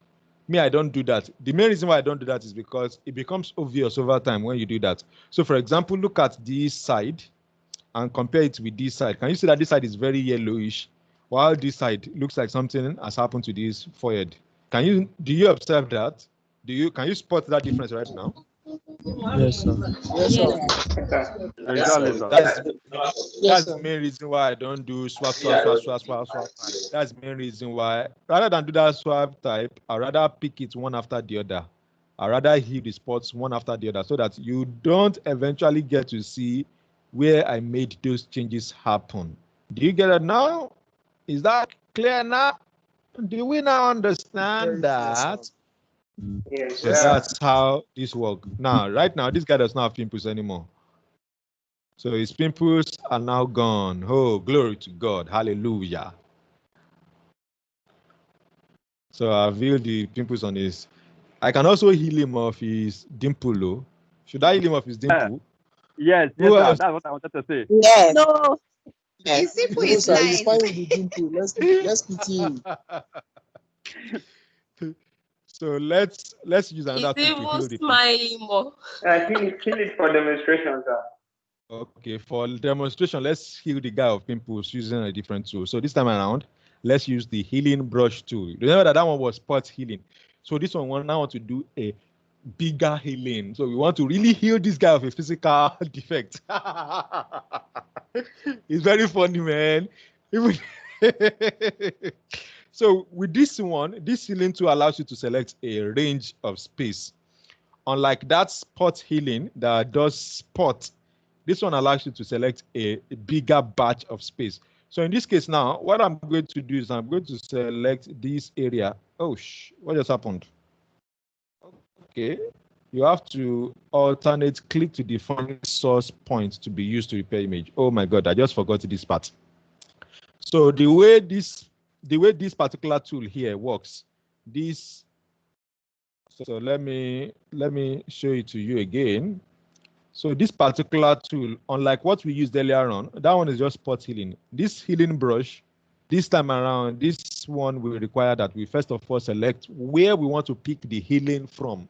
So if you want to pick the healing from, maybe you want to pick the healing from the lady's face, or you want to pick the healing from the guy's teeth, or you want to pick the healing from the guy's forehead, or you want to pick it from his neck. This is how this one works. So you pick a source, then you now apply that source to a different side of the image. In case that doesn't look clear to you, let me explain to you. So I'm going to zoom out here, and then I'm going to now go in. So in order to select source tool, you need to first, to select source of your healing, you need to click on the alternate button. Can you see now? You need to click on the alternate button. So when you click the alternate button, it changes to like you want to shoot a gun. And by the way, the design this was used for is, well, actually looks like a military design, because I was the one that actually designed it. And the design itself actually looks military in, maybe I'm going to open it up to show you that. So once you select your source, once you click an area, so let's say I click this area now, I click this area of his face now, that's where I want to select as my source. Now let me zoom in again, and then let me now draw my source now. So now I want to heal this guy, I want to heal him, I want to heal him, I want to heal him. So can you see what's happening right now? So now I can be moving it around. Hello everyone, can you see what I'm doing? Can you see how I'm healing the guy of the dimple? Can you see that right now? Yes. Yes. Wow, the magic is happening. So this is how to actually heal somebody of anything. Now, sometimes you don't need to heal somebody, maybe that you are working on an image. But again, you will notice that it's looking. You said what?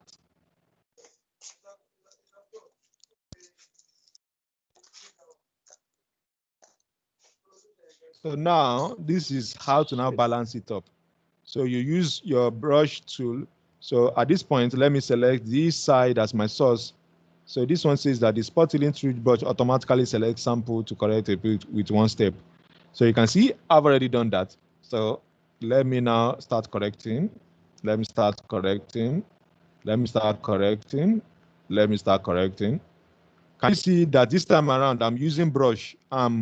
I'm using the healing brush, the spot healing brush, this spot healing. I'm using it like a brush right now. Do you know why? Who can tell me the reason why I'm doing that? Can't tell the reason why I'm doing that. So the light that is on that part of the skin will not show. Very good. That's the reason why I'm doing that. So even at this, you can still see that this side is still showing.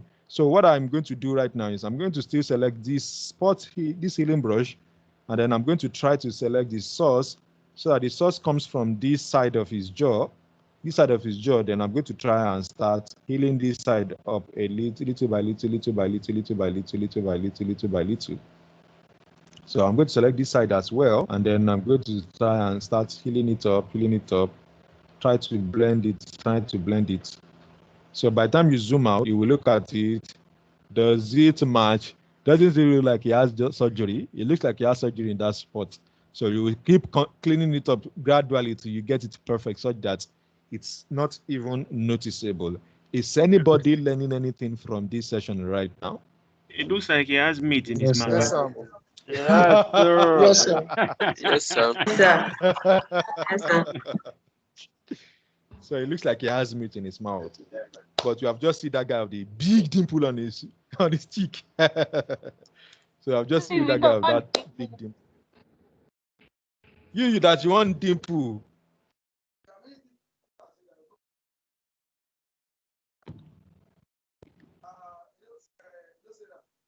So what do we do to the dimple that you want now that we've taken it out? Very simple. In order to bring back the dimple, so some people may probably be contesting that bring back our girls. So this time around, let's bring back our dimple. So what you simply do is you come back. So this time around, you simply just come back to where you started using that healing brush, and then you simply select this healing brush. In fact, once you select that, you will see it on your screen. As you do that, undoing. As you scroll back to that undoing, you will see the healing brush. So the spot healing brush. Can you see it now? So this one has been cleaned. This has been cleaned. This has been cleaned. Then this has been cleaned. This has been cleaned. All the parts I have cleaned. So I've brought back your dimple. Auntie Madam, that I want us to have dimple. I brought back your dimple. Okay, sir. You are laughing. My belief is that you are laughing because of the revelation of what you are seeing inside Photoshop right now.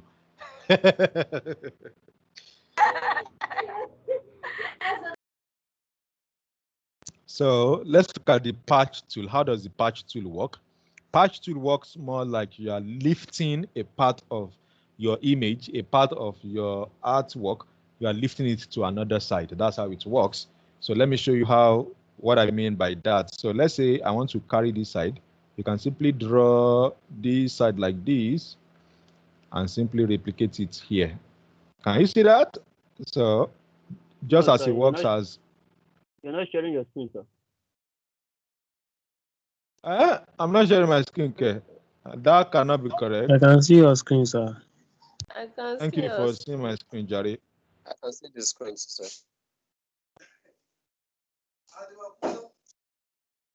So again, I want to go back to the undo so that you can see what I did just now. So I said that the patch tool allows you to copy things or pick things from an area of your screen to the other.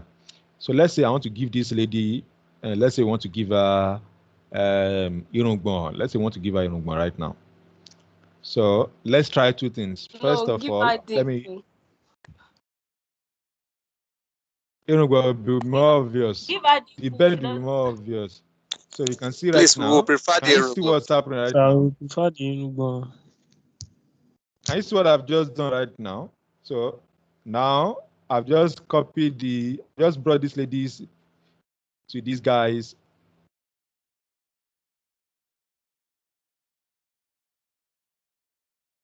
Okay, so undo. Now I'm going to select this lady's jaw here. And then these. And then I'm simply going to go and drag it to the place where I want it to pick the source from. So look at right now.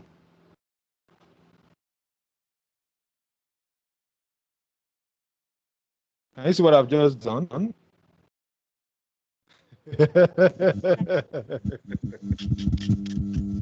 This is so funny. Can you see what I've just done? So that's how that tool works. So this lady has become a bed gang of this guy. She's not a bed gang. He will sue you for defamation, sir. Well, the defamation only ends inside this video. If they sue me, I'll tell my lawyer to come after them. This is not defamation. This is depersonalization. This is an enhancement. That's deep. Enhancement. So I've just enhanced the lady. This is not an announcement. Let's be very factual. So let's undo that. Let's undo that. I've already talked about how brush works, right? So brush, you can draw anything on your screen. You can draw, you can paint, you can create anything. So for example, let me use my pen here. Let me undo this, and then let me use my brush. And then let's say I want to undo this, and then I want to select this frame, or this layer rather, and then I simply want to draw. So let's say I want to draw right now. Where's my mouse? I can't use my mouse again. So right now I can draw. So let's say I want to draw. This is this. This is this. I can draw like this, and draw like this. So that's, let's say this is, who should we label this? This is how the pen works. Yeah, that's what I'm trying to show you. So let's say my name is Remilekun. So let's say my name is Remilekun. Since I have not heard her voice since, at least this will be a good trigger for her to talk. So beautiful. So my name is Our fine class rep. Who is speaking? Remileku is speaking. I've been talking since when I asked you to give the lady dimple and you gave her beard. Dang. What a beauty. So this is the avatar of Remilekun right now. So You can always give her a That's dimple now. not me. Oh, I can give her a dimple now. Give her a dimple now. So the same way this brush tool works, that's the same way pencil also works. So pencil, on the other hand, while this brush tool looks like a paint, pencil looks more like you are just writing. So in this case, let me draw a signature on the screen. So look at, it's not even writing, perhaps because I'm yet to select it to be big so that it's visible to the eye. So let me make this pencil size bigger. So right now, let me draw my screen. Let me write here. So let's say, so do you get that now? So this is Dayo.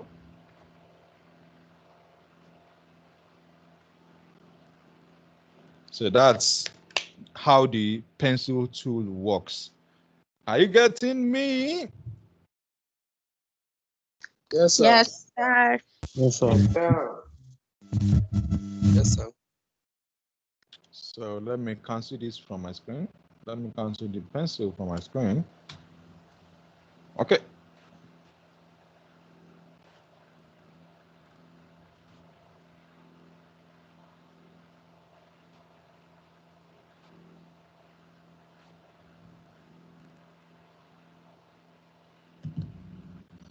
So moving on from that tool, we can look at color replacement tool. Color replacement tool. So let's say this is not opening up right now. So okay, maybe when we get to that, I'm going to show you how that works. Mixer brush tool. Mixer brush tool seem to be a little different. So mixer brush tool sometimes work a little differently from the regular pencil, but it works similar to the brush. Now, the other part that I also need to mention is this part called clone stamp. Clone stamp is for you to pick something from a part of your design space to another part. So let's say you want to, so let me make this bigger so that it's bigger for us to see. So I want you to notice something right now. What can you see right now? What can you see with the enlargement of that mouse? What can you see? It shows the guy's photo coming up, right? Now, what you may need to understand Not yet, here. sir. Okay, so let me hold on for that. What Sorry. is doing that? Hello. Hello, please excuse me. Sorry. I just posted the closing attendance now, so please sign out. If you've not signed in, please, it's important because I won't allow it if you come back and tell me that you were in class and something happened, you didn't get it out, something like that. Please. All right. Thank you very much. Okay, so thank you very much for that. Thank you. So while I asked the question, nobody was able to answer, but what I asked was to know whether you understand what this clone tool is trying to do. Now, clone tool simply works. Okay, thank you. Now, what clone tool does is clone tool picks from a source and it tries to replicate it at a different side of your screen. So if I select the source tool, you remember that if you want to pick source earlier on, in order to pick your source, you simply need to select, in order to select a source, you hold down your alternate button. So right now I want to pick this as my source instead of the background that is showing. So I want to pick this as my source. Now I can go to any side of my screen and replicate that source again. So you can see it here, that's it here.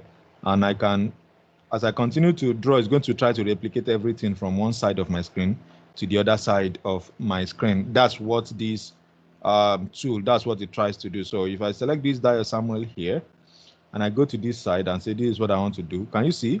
It replicates everything that I have there. It tries to replicate. So it's more like its name. It's a clone tool. Now, a pattern stamp, on the other hand, this is how it works. If you select your source here, my phone, stop trying to type what I am saying.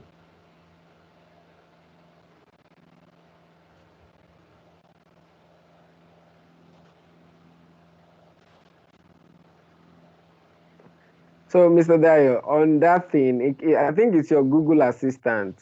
So you might want to look out for deactivating your Google Assistant. It's just trying to assist you. Don't mind. Actually, for Google Assistant, I deactivated it completely because every time it's just trying to. But this one is called Bixby. It came with my. You see, the moment I said Bixby, it just popped up on screen. Vroom. It's Bixby. It's a Samsung add-on. I've looked for everywhere where to turn it off. I can't find it. Okay, I've seen a Bixby here. I've seen a Bixby here. Where do I turn it off? That's my challenge. I'm looking for where to turn it off. I can't still find that turning off. Anytime I'm talking like this. Check your apps, like a list of apps from your settings. Okay, I can see that from my settings, Bixby. Okay, the moment I mentioned Bixby again, it popped up again. Please, if you use a Samsung phone, please, you can guide me here. You can't. It's not an app. It's like the voice recognition for Samsung. That's what it is. So you'd have to scroll to maybe swipe. I found it. Okay. I found it. I went to the settings of the app, and then I clicked settings again. Then it showed Bixby dictation. It said when the keyboard is displayed, press and hold the side to start dictation. So I've turned it off right now. So hopefully it's not going to show up again. So let me say Bixby. Okay, so right now it not pop up again. Finally. Thank you, Micah. Thank you. Who is that person that gave me a tip just now? Khalid. Ha, DJ Khalid. Oh, your own is not J. Oh, your own is JD Khalid. No, you should have an add-on to your name now. Maybe a JD Khalid, since there's a DJ Khalid. Thank you very much. Thank you, Micah. So with that, let's move on from brush. Let's look at the next tool. At this point, I'm going to create a new layer. And this time around, I'm going to create the layer from this side of my screen here, rather than from the new. Remember that earlier on, what I did was to come to new, and then I use layer here, right? This time around, I want to create the layer from this side of my screen so that you can also understand that there's also shortcut right here. So if I click create a new layer, you can see it simply just creates a new layer.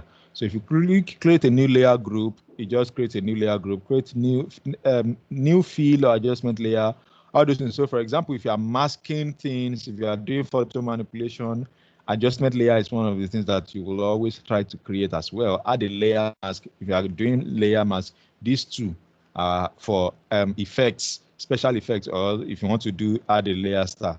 Now, let me zoom out here again.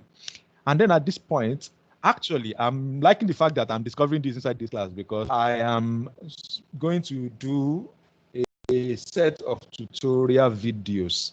So knowing that I can now zoom in is actually giving me this vibe like, hey, we have found it. Okay. So before I move on to that, let me go back to that original layer. So this time around, let me make this layer visible, because the tool I want to use will need to work with that. So eraser tool rather. Eraser tool simply starts cleaning up your picture. So it starts, this guy has suffered in our hand today. He's still the one I still descended upon when I want to test the tool. Sha. So that's eraser tool for you. It allows you, using the close bracket and open bracket on your keyboard, you can zoom in, you can and increase the size as well. You can also adjust it so that it is faded rather than the sharp edge that you have right now. So if you come to this part of your screen here, you see that you have different brush types. So you see soft round 21, soft round 1900, soft round 13, hard round 86, soft round 120. Let's select this one and let me clean this time around. So you can see it's brush that is selecting. So let me undo that. Earlier on, you remember I told you that sometimes when you are selecting tools, the tools will be interchanging with each other. So let me select this layer, this eraser back now. And then with the eraser tool here, I can now increase the size. And then it can now clean this way. It's still sharp. So in order to make that opacity here, flow here, or smoothing here, you can increase the smoothing. Let's try that. You can see it's doing it one step after the other. Let me see. I need to make it hardness. Okay, let me reduce the hardness. So let me reduce the hardness. So let's take the hardness to, let's say, 46. Okay, good. So now you can see, now I can clean up multiple places. This smoothing, I'm going to take it back to 0 that it was originally. And then now I can clean anything I want to clean on that page. Do you guys understand what I've just done? Yes, sir. Very good. Yes, sir. So background eraser tool. What part did you not understand?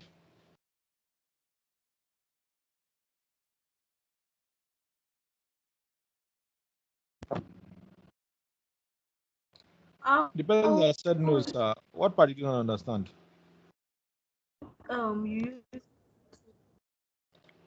What part did you not understand? You're not answering, no. The erase tool. Okay, it's the erase tool that you don't understand. Okay, so let me repeat that for you again.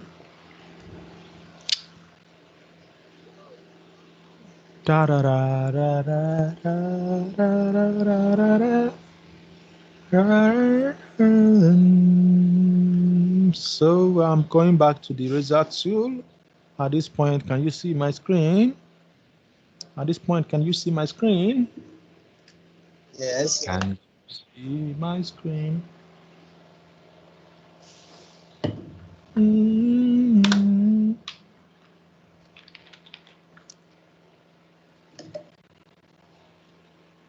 Have you seen my child?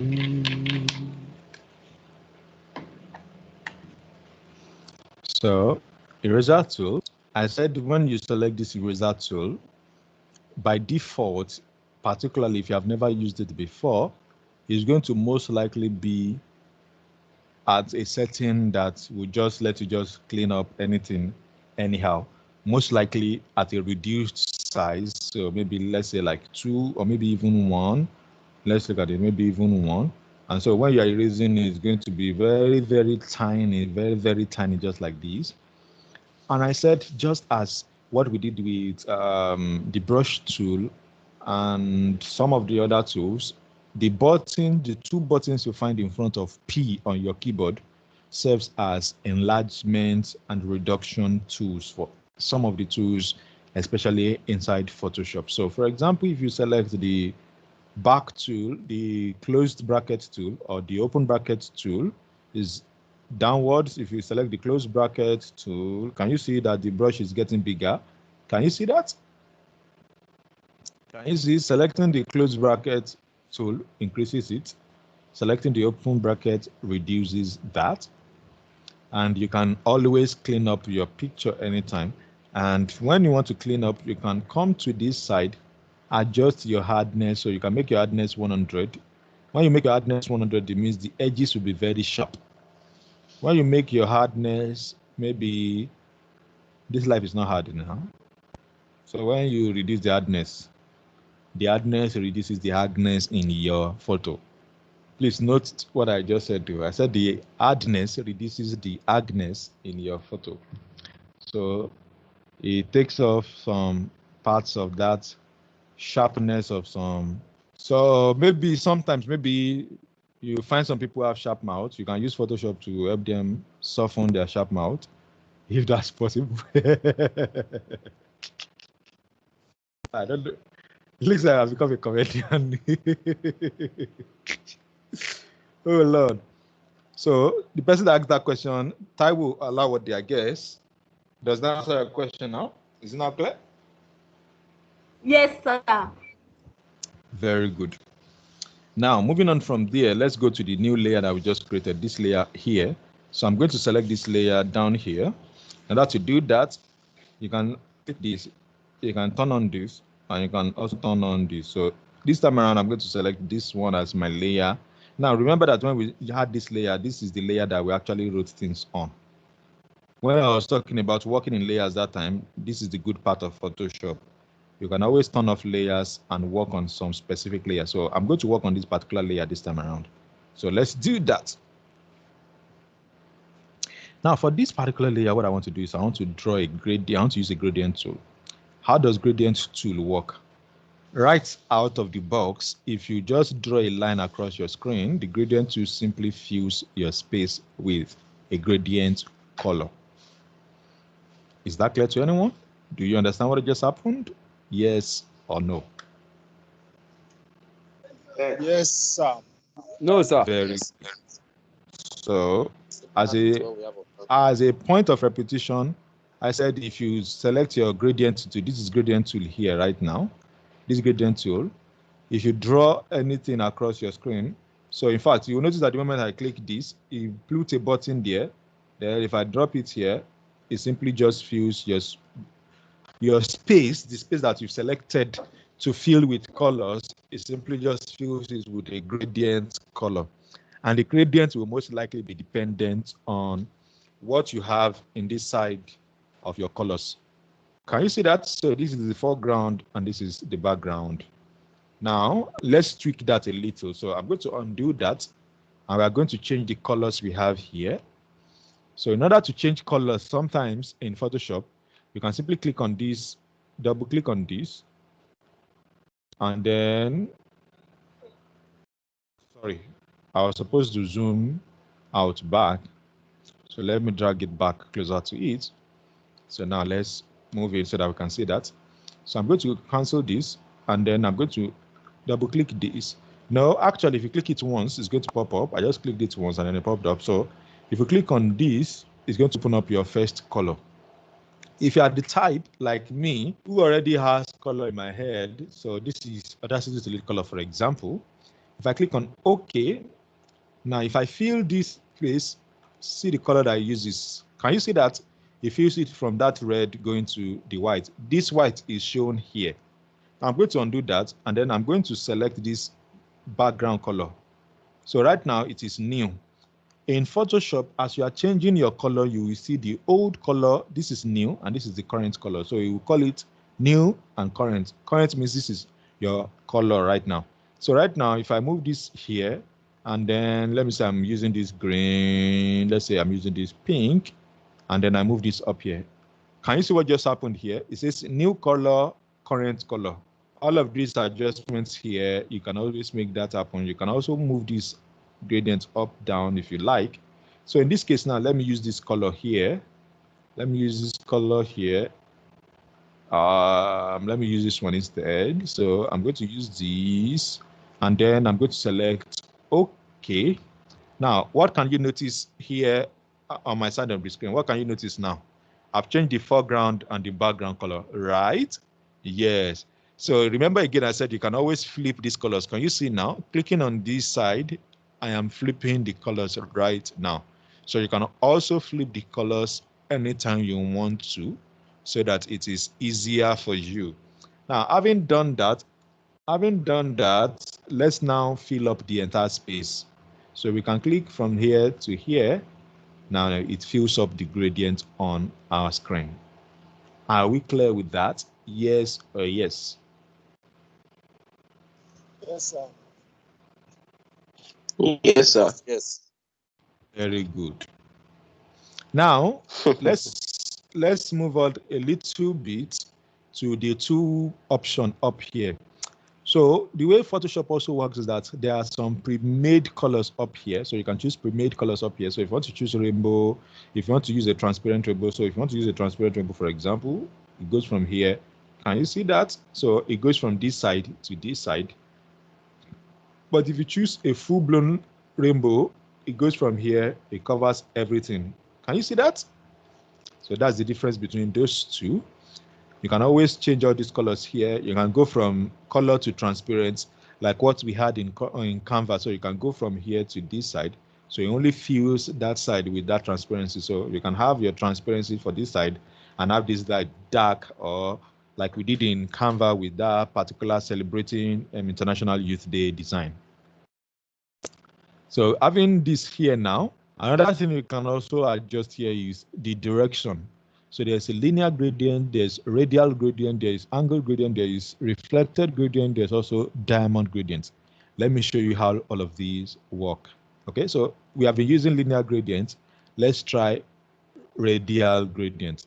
Radial gradient means it's going to turn your gradient rather than the way it was from this side to this side. It's going to make a circle out of your gradient. So let's see how that works.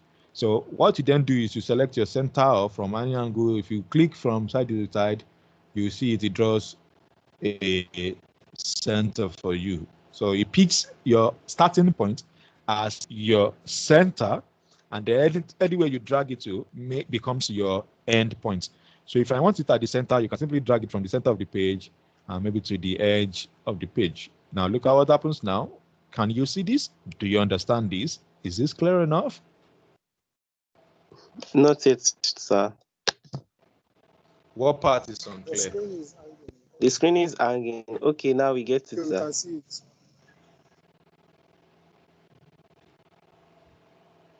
Okay. So now let's try the third one, which is let's try the third one, which is this option up here, the angle gradient. So let's do that. And then let's go from that to this side. Can you see this? It goes from a sharp edge to now a blended edge. So I saw something on Raymond's timeline that looks like an 8, and that was fascinating to me. But of course, I could say, good job, good job, good job, good job. So this is how that could also be made. So you could make it like this, or you can do it like going up, or you can have it coming down. Feeling good, like I should. Rather to go walk about. Feeling blessed, never stressed. Does anybody have a question at this point? You're my sunshine, I'm my The name of the music you are singing, sir. Wait, why So I must don't you get how people you be are looking changing for the direction. Oh, okay. So let me quickly change that direction for you. You that you are asking for my music. Why are you looking for my music? To get the same vibe you are vibing now. That viber.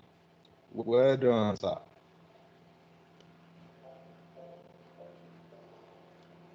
hopefully, okay, the song is titled Sunday Best, and the song is by an unknown group called Surfaces.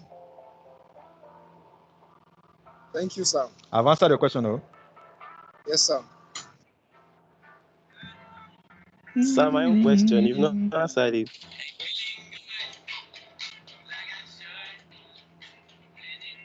So this is what you do. You drag it from one direction to another direction. It draws the line. So the direction, the direction you create is what determines the line. Can you see that? So you drag from, let's say, top down to, let's say, this end here. Can you see that? So if you do it like this, you do like this. Everyone falls down sometimes. But are you getting the gist now? Do you understand how this works? This angle gradient, how it works? Yes or yes? Yes, sir. So very good.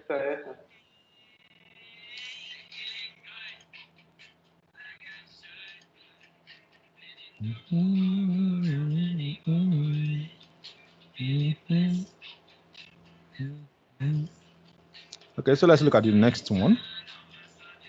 This reflected gradient. So this reflected gradient is the next option here. So let's look at how that works. Still using the same colors. Let's drag across our screen. Now, you may not understand how that works. So let me draw only in the center. Can you see that? Everyone.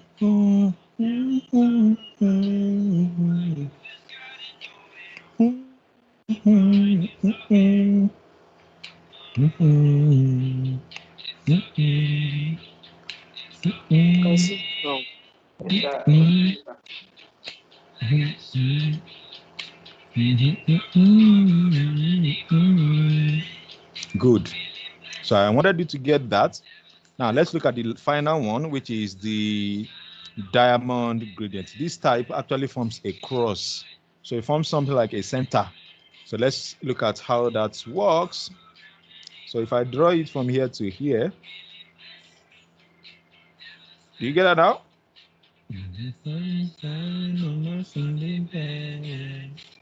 Yes, sir. So I'm going to flip the color. So let me try and flip the color here. So you can see, switch the color between foreground and background colors. And the shortcut is X. So sometimes when you press X on your keyboard, it switches the color for you. And if you press D, for example, it switches back to black and white. So that's the meaning of this icon here. It switches back to default foreground and background, which is D. So let me do that on screen right now. So this time around, I want that yellow. Okay, so I'm going to flip it, and then let's see what's going to happen. So this one looks more interesting. Am I correct?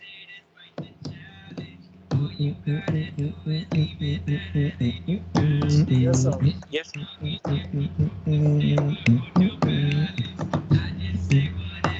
So at this point, does anybody have a question that I can answer? Do you have a question that I can answer? We have 60 minutes to go. It's okay. In the absence of questions, let's move forward. So at this point, let's look at the remaining tools here. So this other tool is called Paint Bucket tool. Now, Paint Bucket tool simply just fills up your entire space with a single paint color. How that works, let me show you. So now I will click this and I click pour. It just pours it in. If I flip my colors, I click pour, it just pours it in. Do you understand that now? That is just like you want to paint an entire building in a fast way. You just click on that and just pour it. It simply just fills up that entire space for you.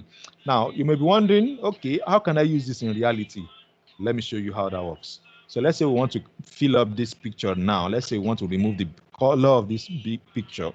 And I'm coming to this tool here because some of the next tools we are going to be working on will require this picture here. That's the reason why I switch back to this as well. So now I'm selecting this tool, but before I select this tool, I need to select where I want to actually fill with color. So I'm going to select my Magic Wand tool, and then I'm going to start selecting this background. I'm going to select this background here. I'm going to select, okay, it should have been a plus. So I'm going to select this, add this to it. And then let's see. So let's add this to it.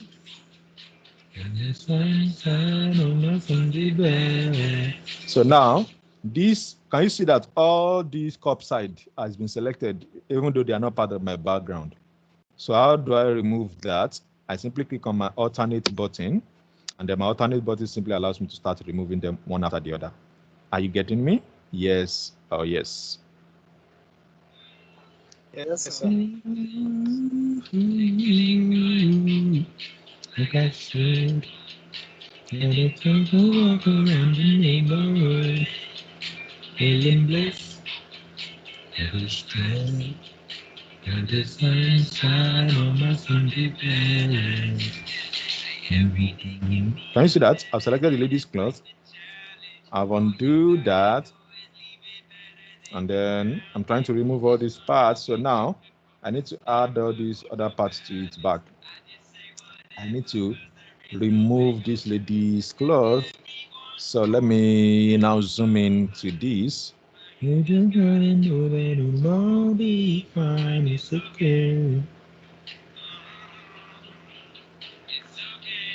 Okay.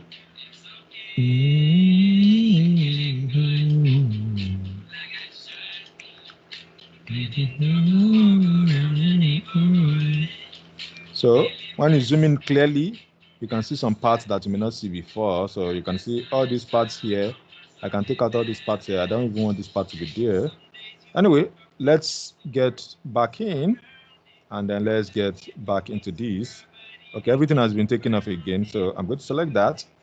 Okay, so let's just say this is the area I want to work with. I'm going to add this to the background.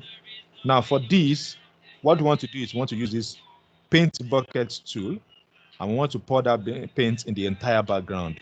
So let's pick the color from the colors on our screen. That is colors from this design. Okay, before we do that, let's just fill this. Can you see this right now?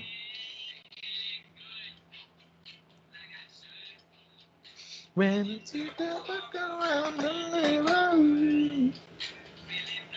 is anybody seeing my screen? Nobody is replying. Can you see what I just did? Not yet, sir. We are not yet seeing We are your waiting screen. for it to load, Sam. It has shown, So Sam. Okay, now we can see it, sir. Can see the red background. Yes, sir. So that's how to use that. But you can see that all the edges are still very, very sharp. So that invalidates the fact that I'm trying to add a background. Remember again, when you have some sharp edges like this, what do you do to make it blend into each other? What do you do? Without Raymond speaking, and somebody else suggests an answer to us. Raymond must Hello, not sir. say We can anything. feather it, sir. Sir, we can use it, sir. Very good. So I'm going to undo that, and then I'm going to add feather first. Now you can see, because I'm selecting the paint bucket, the right click is showing me something different. So I'm going to select my tool back. That is my magic wand tool. I'm going to right click. I'm going to now choose feather right here. Can you see the feather right here? So now I'm going to choose the feather, and then I'm going to make it 50. Good. Now when I choose my paint bucket, and then I upon my paint bucket, can you see the difference now? Can you see the difference now? Can you see how the color just simply sits behind them? Even though all these pages are still there, but do you understand the idea now? Yes, sir. Yes, sir. We get the idea now. So that's one way that you can use that paint bucket tool. Now with Photoshop, everything you are doing is unlimited. There are a lot of things that you can do with Photoshop. So I'm not going to limit you to just the fact that these are the things you can do. That's the reason why I gave you that playlist. I'm going to tell Raymond when he can share it with all of you so that all of you can actually walk through those things. Now let's look at the paint bucket tool. Look at the paint bucket tool. Okay. Now let's try the gradient with that background. Oh, sorry. I've deselected that. So now I'm going to choose this. I've reselected the background back, and then I'm going to use a gradient tool here. Can you see how gradient tool now fills the background? Yes, sir. Good, like I should. Baby, take her up around the neighborhood. So, does anybody have any question apart from the ones that I've tried to answer with this tutorial so far?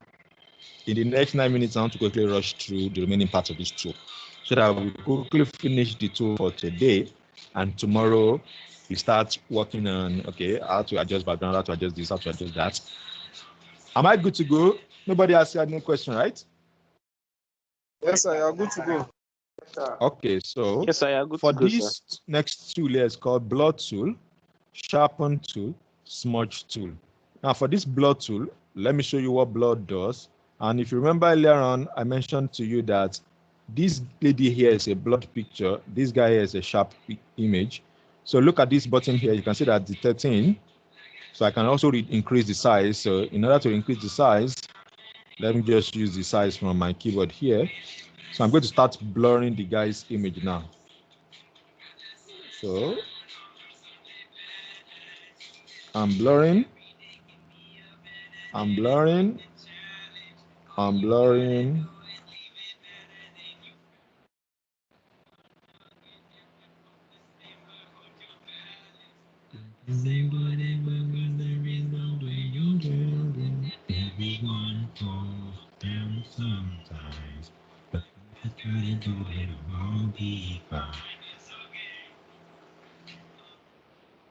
So you don't know what I've done. Let me undo the blur so that you can see the sharpness of the image originally.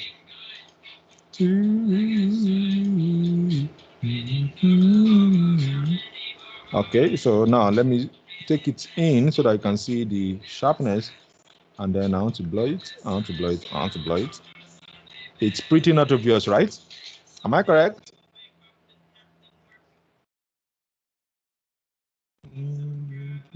Oh, he's not showing. Good. So let me now show you how it's going to show.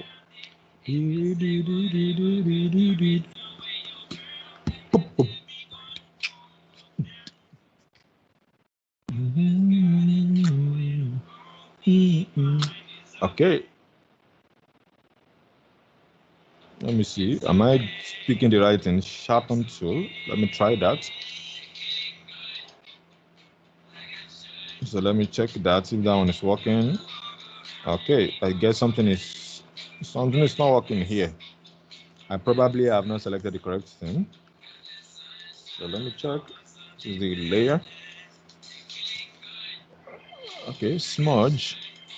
This is how I'm going to confirm that this is working. So smudge is supposed to brush out the edges. It's working now. It's loading, it's loading, it's loading. Let me see.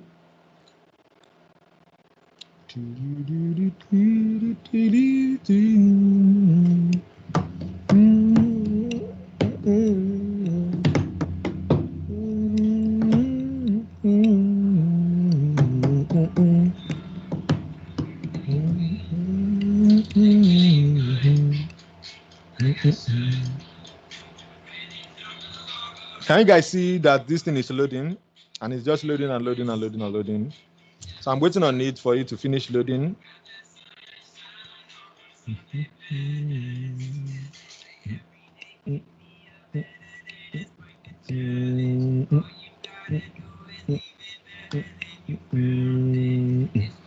Okay, it has worked now. So let me undo and let me undo. Can anybody notice what just happened now? With this space here, this is the smudge that I made. Yes. Do you notice what happened? It altered the image of the guy. So I can return it back, and this is it right here. So the blur too probably was working, but wasn't as obvious. Or maybe I wasn't waiting for it. So let's move on from there to the next tool. The next tool is called dodge. Dodge is to brighten an image, while burn is to darken an image. Sponge, I don't frequently use sponge. So at this point, I can't remember what it's used for. But dodge basically just brightens an image up.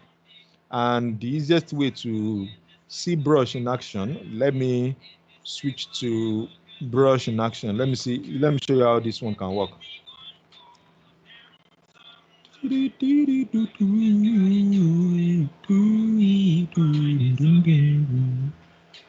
So I'm going to switch to my paint bucket, pour this paint bucket here, and then I'm going to choose my dodge tool. So now look at the dodge tool. This dodge tool, I'm going to use it to create an effect on this background.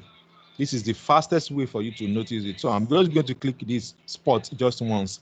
I'm just going to click it just once. There's no noticeable difference, right? There's no noticeable difference, right? Not yet. Yes, sir. There Okay, is. good. The circle is growing bigger. Okay. Now I'm just going to click the center. I'm just going to move my mouse around small, and that's all. Now pay attention to what you're going to see next. Loading. It's brighter now. Loading. Yeah. Yes, it's it continue to get brighter. It will look gradient, so to say. That is what that dodge tool does. So you can use it to brighten an image. You can use it to darken parts of an image if you want to. It all depends on what you are trying to do. Feeling blessed, never stressed. Got my sunshine on my Sunday best. Now let's switch to the next tool, which is the bond tool. For the bond tool, while this dodge tool brightens, this bond tool bonds. Of course, it bonds, which means that it darkens images. So now I'm going to use that bond tool, and then I'm going to bond the edges of this design. So can you see what's going on right now? What do you observe on screen? Yes, it's darkening it. Okay, some of the side is becoming darker. So that's how the bond tool works. So while your sponge tool, while your brush tool brightens things up, your sponge, somebody's audio is unmuted. Hopefully it's not going to be edited. Luckily, you're the one. Don't let me catch you again. Hopefully, where is? Let me check if that other did not come back in. Everyone falls down sometimes. So with that, I think we're good to go with that. Now, let me move on. Let me lock this off, create a new layer, and then let's work with another tool here. This next tool is what is called pencil tool or draw tool. Let's bring it down. Okay, so this is pen tool. You can use it to draw. You can use it to draw things. This is freeform tool. This is curvature pen tool. This is add anchor point tool. This is delete anchor point tool. This is so let me select the pen tool. Hello everyone, are you still with me? Yes, sir. Yes, sir. Okay. Still here. Yes, sir. Okay, let me turn off my video. Very much to you, sir. Okay. So now let me begin to draw. So now you can draw.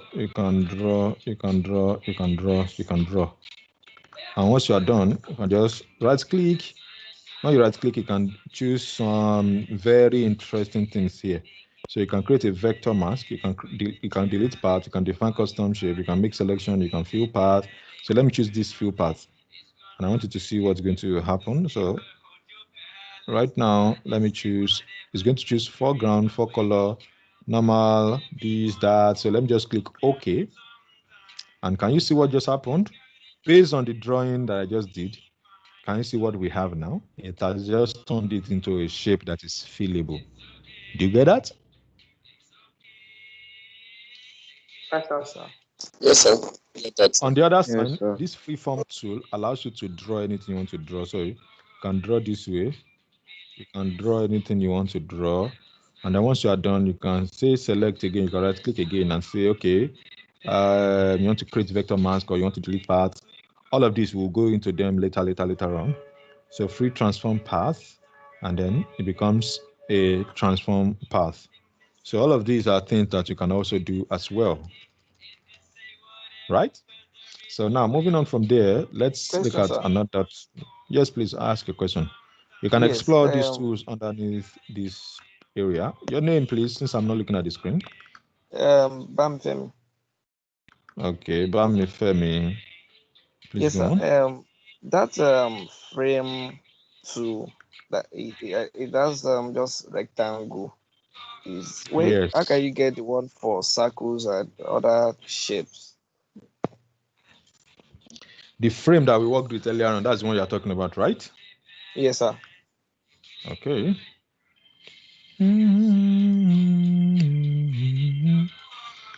So for this frame here, now let me zoom in so that you can see. Now, once I select this frame, I want you to look up here. Can you see up here that there is square or rectangle and there is circle? Can you see that? Oh, yes. So you can always change that, and you can always do any predefined shape that you want to create here. So you can create a shape here, and it is circle that you can fill in. Does that answer your question? Yes, thanks, sir. Great. Sir, I have a question too, sir. Please hold on. Let's finish the tool before you ask the question. Okay, Okay. sir. So let's just finish it up. It's already past 3. Sorry, what's that? Oh, sorry. So now for text, this is type horizontal text. This is vertical type 2. That is, it types horizontal, of course, is the straight type. Vertical means it sends it downwards. And you can also create mask tool with your type. So let me show you what I mean by that. Let me show you how this works. Let me create normal type and call it a mask. So I'm going to click this part. It's going to allow you to type. So this time around, let me just type DAYO. You may not see the font visibly. So what you then do is, if you can't see the font very well, you just come to your top up here, click Control A, select the size. So let's say 72. In my own case, I usually use above 100. So let me say I want to type 120. And now I can see so with this, I can now see can you see this now? And then I can select this and move it around. Do you get what just happened right now? Yeah. Do you guys understand what just happened now? What I used was a mask tool, that is a type text with a mask rather than regular typing. So regular typing is this. I can simply type Dayo here, right? This is the regular typing. Then the vertical typing simply types from up to down. So you type DAYO. Are you getting me? Oh, I'm feeling uncomfortable right now, man. Now this is mouse here. It's called path select tool.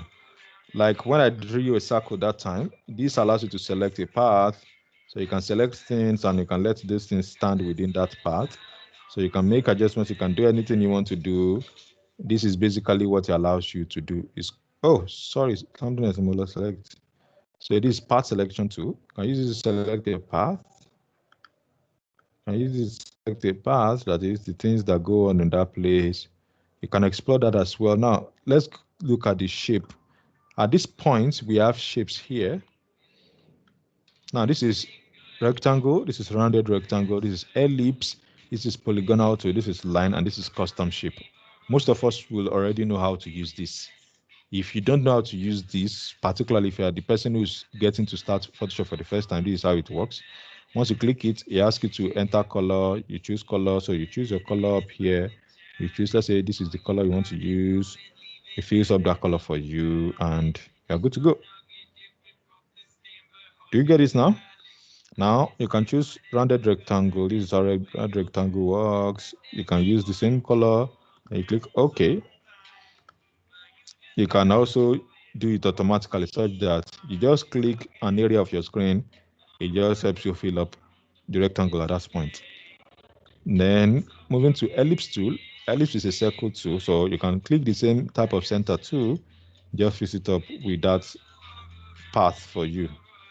Are you guys getting me? You can also draw it out too, so you can draw out your circle as well. Do you get now? And then Yes, sir. let me show you this part of Yes, sir. custom shape tool. Custom shape tool is oftentimes different from the regular square arrow. These so custom shape tools, you always find them around here. Please, is it possible to quickly hold on so that I can cover this?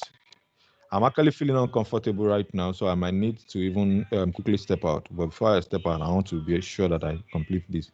So let's say this is a custom shape I want to use here now. I can simply, let me use a yellow here. So let me use a yellow, and then I'm going to draw the shape tool here.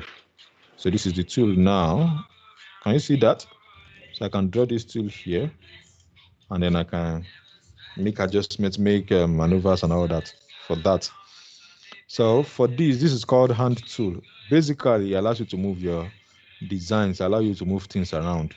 You can always access it using shortcut H. There's also rotation view tool, which allows you to rotate what you're looking at. So can you see what I'm doing?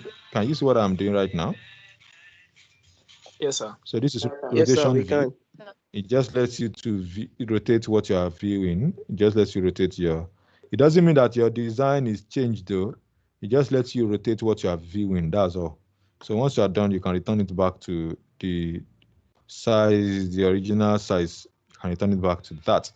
And then there's also zoom here. Zoom allows you to zoom into one section of your design. So you can, if you draw in or draw out, it zooms in and zoom out. So you see, I'm zooming in and zooming out right now. Can you see that? You can easily access Yes, sir, we that can. with a shortcut of a Z. It will help you to access that. So I think those are basically the major tools here. And you can also edit your toolbar. By that, it means you can rearrange your own toolbar. So you can edit it and move them around. So if you want this to come up first, can you see that now? So if you want things to come up first, like maybe there are certain tools that you use at a particular time, you can always move them around so that you have those ones at a particular place in your toolbar, so that you know that as you are working, you are just selecting that. Sometimes when you do that, maybe you are watching another tutorial, you'll now be looking for it everywhere because you are the one who reset your design. Now, as I mentioned earlier on, there's some design, some options, some elements in Photoshop. Anytime you use them, they create their own new layers. All of these drawings that we've made here, all of these text that we made here, let me show you the number of layers that they created. So let's look at it here. Now, can you see shape 1, shape 2, shape 2, shape 1, ellipse 1, ellipse 2, rather rectangle, rather rectangle. Your Can you screen see is all of not this? sharing, sir. She's sharing. You probably have not It's started seeing showing it now. yet. So all the texts too, all the texts have created new layers on their own. So anytime you create something like that, all your designs will start filling up with layers. So maybe you now want to send a part and you don't want to include a part. You can also turn off some parts here. So from this side, you can always turn off layers that you don't want people to see. So you can turn off, maybe you want to turn off this rectangle, turn off this, and you can look at your design. You can see that I've turned off all those ones. They are still there, but you will not be able to view them. So I hope that answers that question. Now, the person that said I want to ask a question, please ask a question right now. Sir, the issue I'm having is that some of these tools are not inside my own Photoshop. What version are you using? Photoshop 60 2015. Okay, some might not be there. That's called CS5, if I'm correct. Right? Yes, sir. So that may be correct. Some of them may not be there truly, but you don't have to worry. If you guys will pay me now, I've said that I will just upload my own Photoshop because my Photoshop, I installed it once and it just worked once. In fact, let me go and look for it, Seth. Let me go and look for it. Sir. Yes, please go I on. think any CC version will have all these tools. Any Photoshop CC instead of Yes. Now, Yes, please help all us this upload that your supposed to own. have. We are finding it difficult to upload it. That's not a problem. That should not be a But you problem. That should shared not the be an link excuse. earlier. You shared the link earlier. Why not just check the link? So you people should go and download from there. So check the link that I shared earlier, download from there. And I think that link has, let me see, which version does it have? Adobe Photoshop Illustrator and not Photoshop ordinarily. I can only see Illustrator there. Nope, that's not what I saw. But it's okay. But So next person. you can still upload your ask, own for in case it doesn't work for the other link doesn't work for some people. Maybe your own will be easier and better. Yeah, you can help us upload your own. I am not guaranteeing you that I'm not doing any upload. So don't deceive yourself and don't depend on on me uploading anything. Work on your own first. Find your own software. Like I told you, you can also find software on YouTube. So, but I'm going to see if I should consider sharing mine. I'll consider that. But at this point, I'm not giving you any guarantees yet. So, at this point, let's take questions. If you have questions that you want me to answer. For people having problem with installing Photoshop, you can't install Photoshop directly on your system. You have to install the suite first. That contains the Photoshop. That is Adobe Suite. That contains Photoshop. That may not be correct. That may not be correct. No, that's not correct. On my own, I don't have all the suits. With the recent update they did, though. No, you are. No. Are you not kidding true. me? No. How can you I use Photoshop 2020, but I installed it singly. You can choose the one you want to install and install it. But you have it before on your system, right? No. You don't No, not at all. You can I install installed it Photoshop standalone. You don't need to install the full suite. You don't need to install any suite at all. Yes, I'm not saying you have to install everything, but you need the suite to install the Photoshop. At all. That is not true. And automatic. Maybe he means Creative Cloud. Yeah, exactly. Yes, thank you. Creative Cloud. Yeah. You don't need it. Yes. You don't need it. You don't even need the Creative Cloud to work now. Immediately you are installing Creative Cloud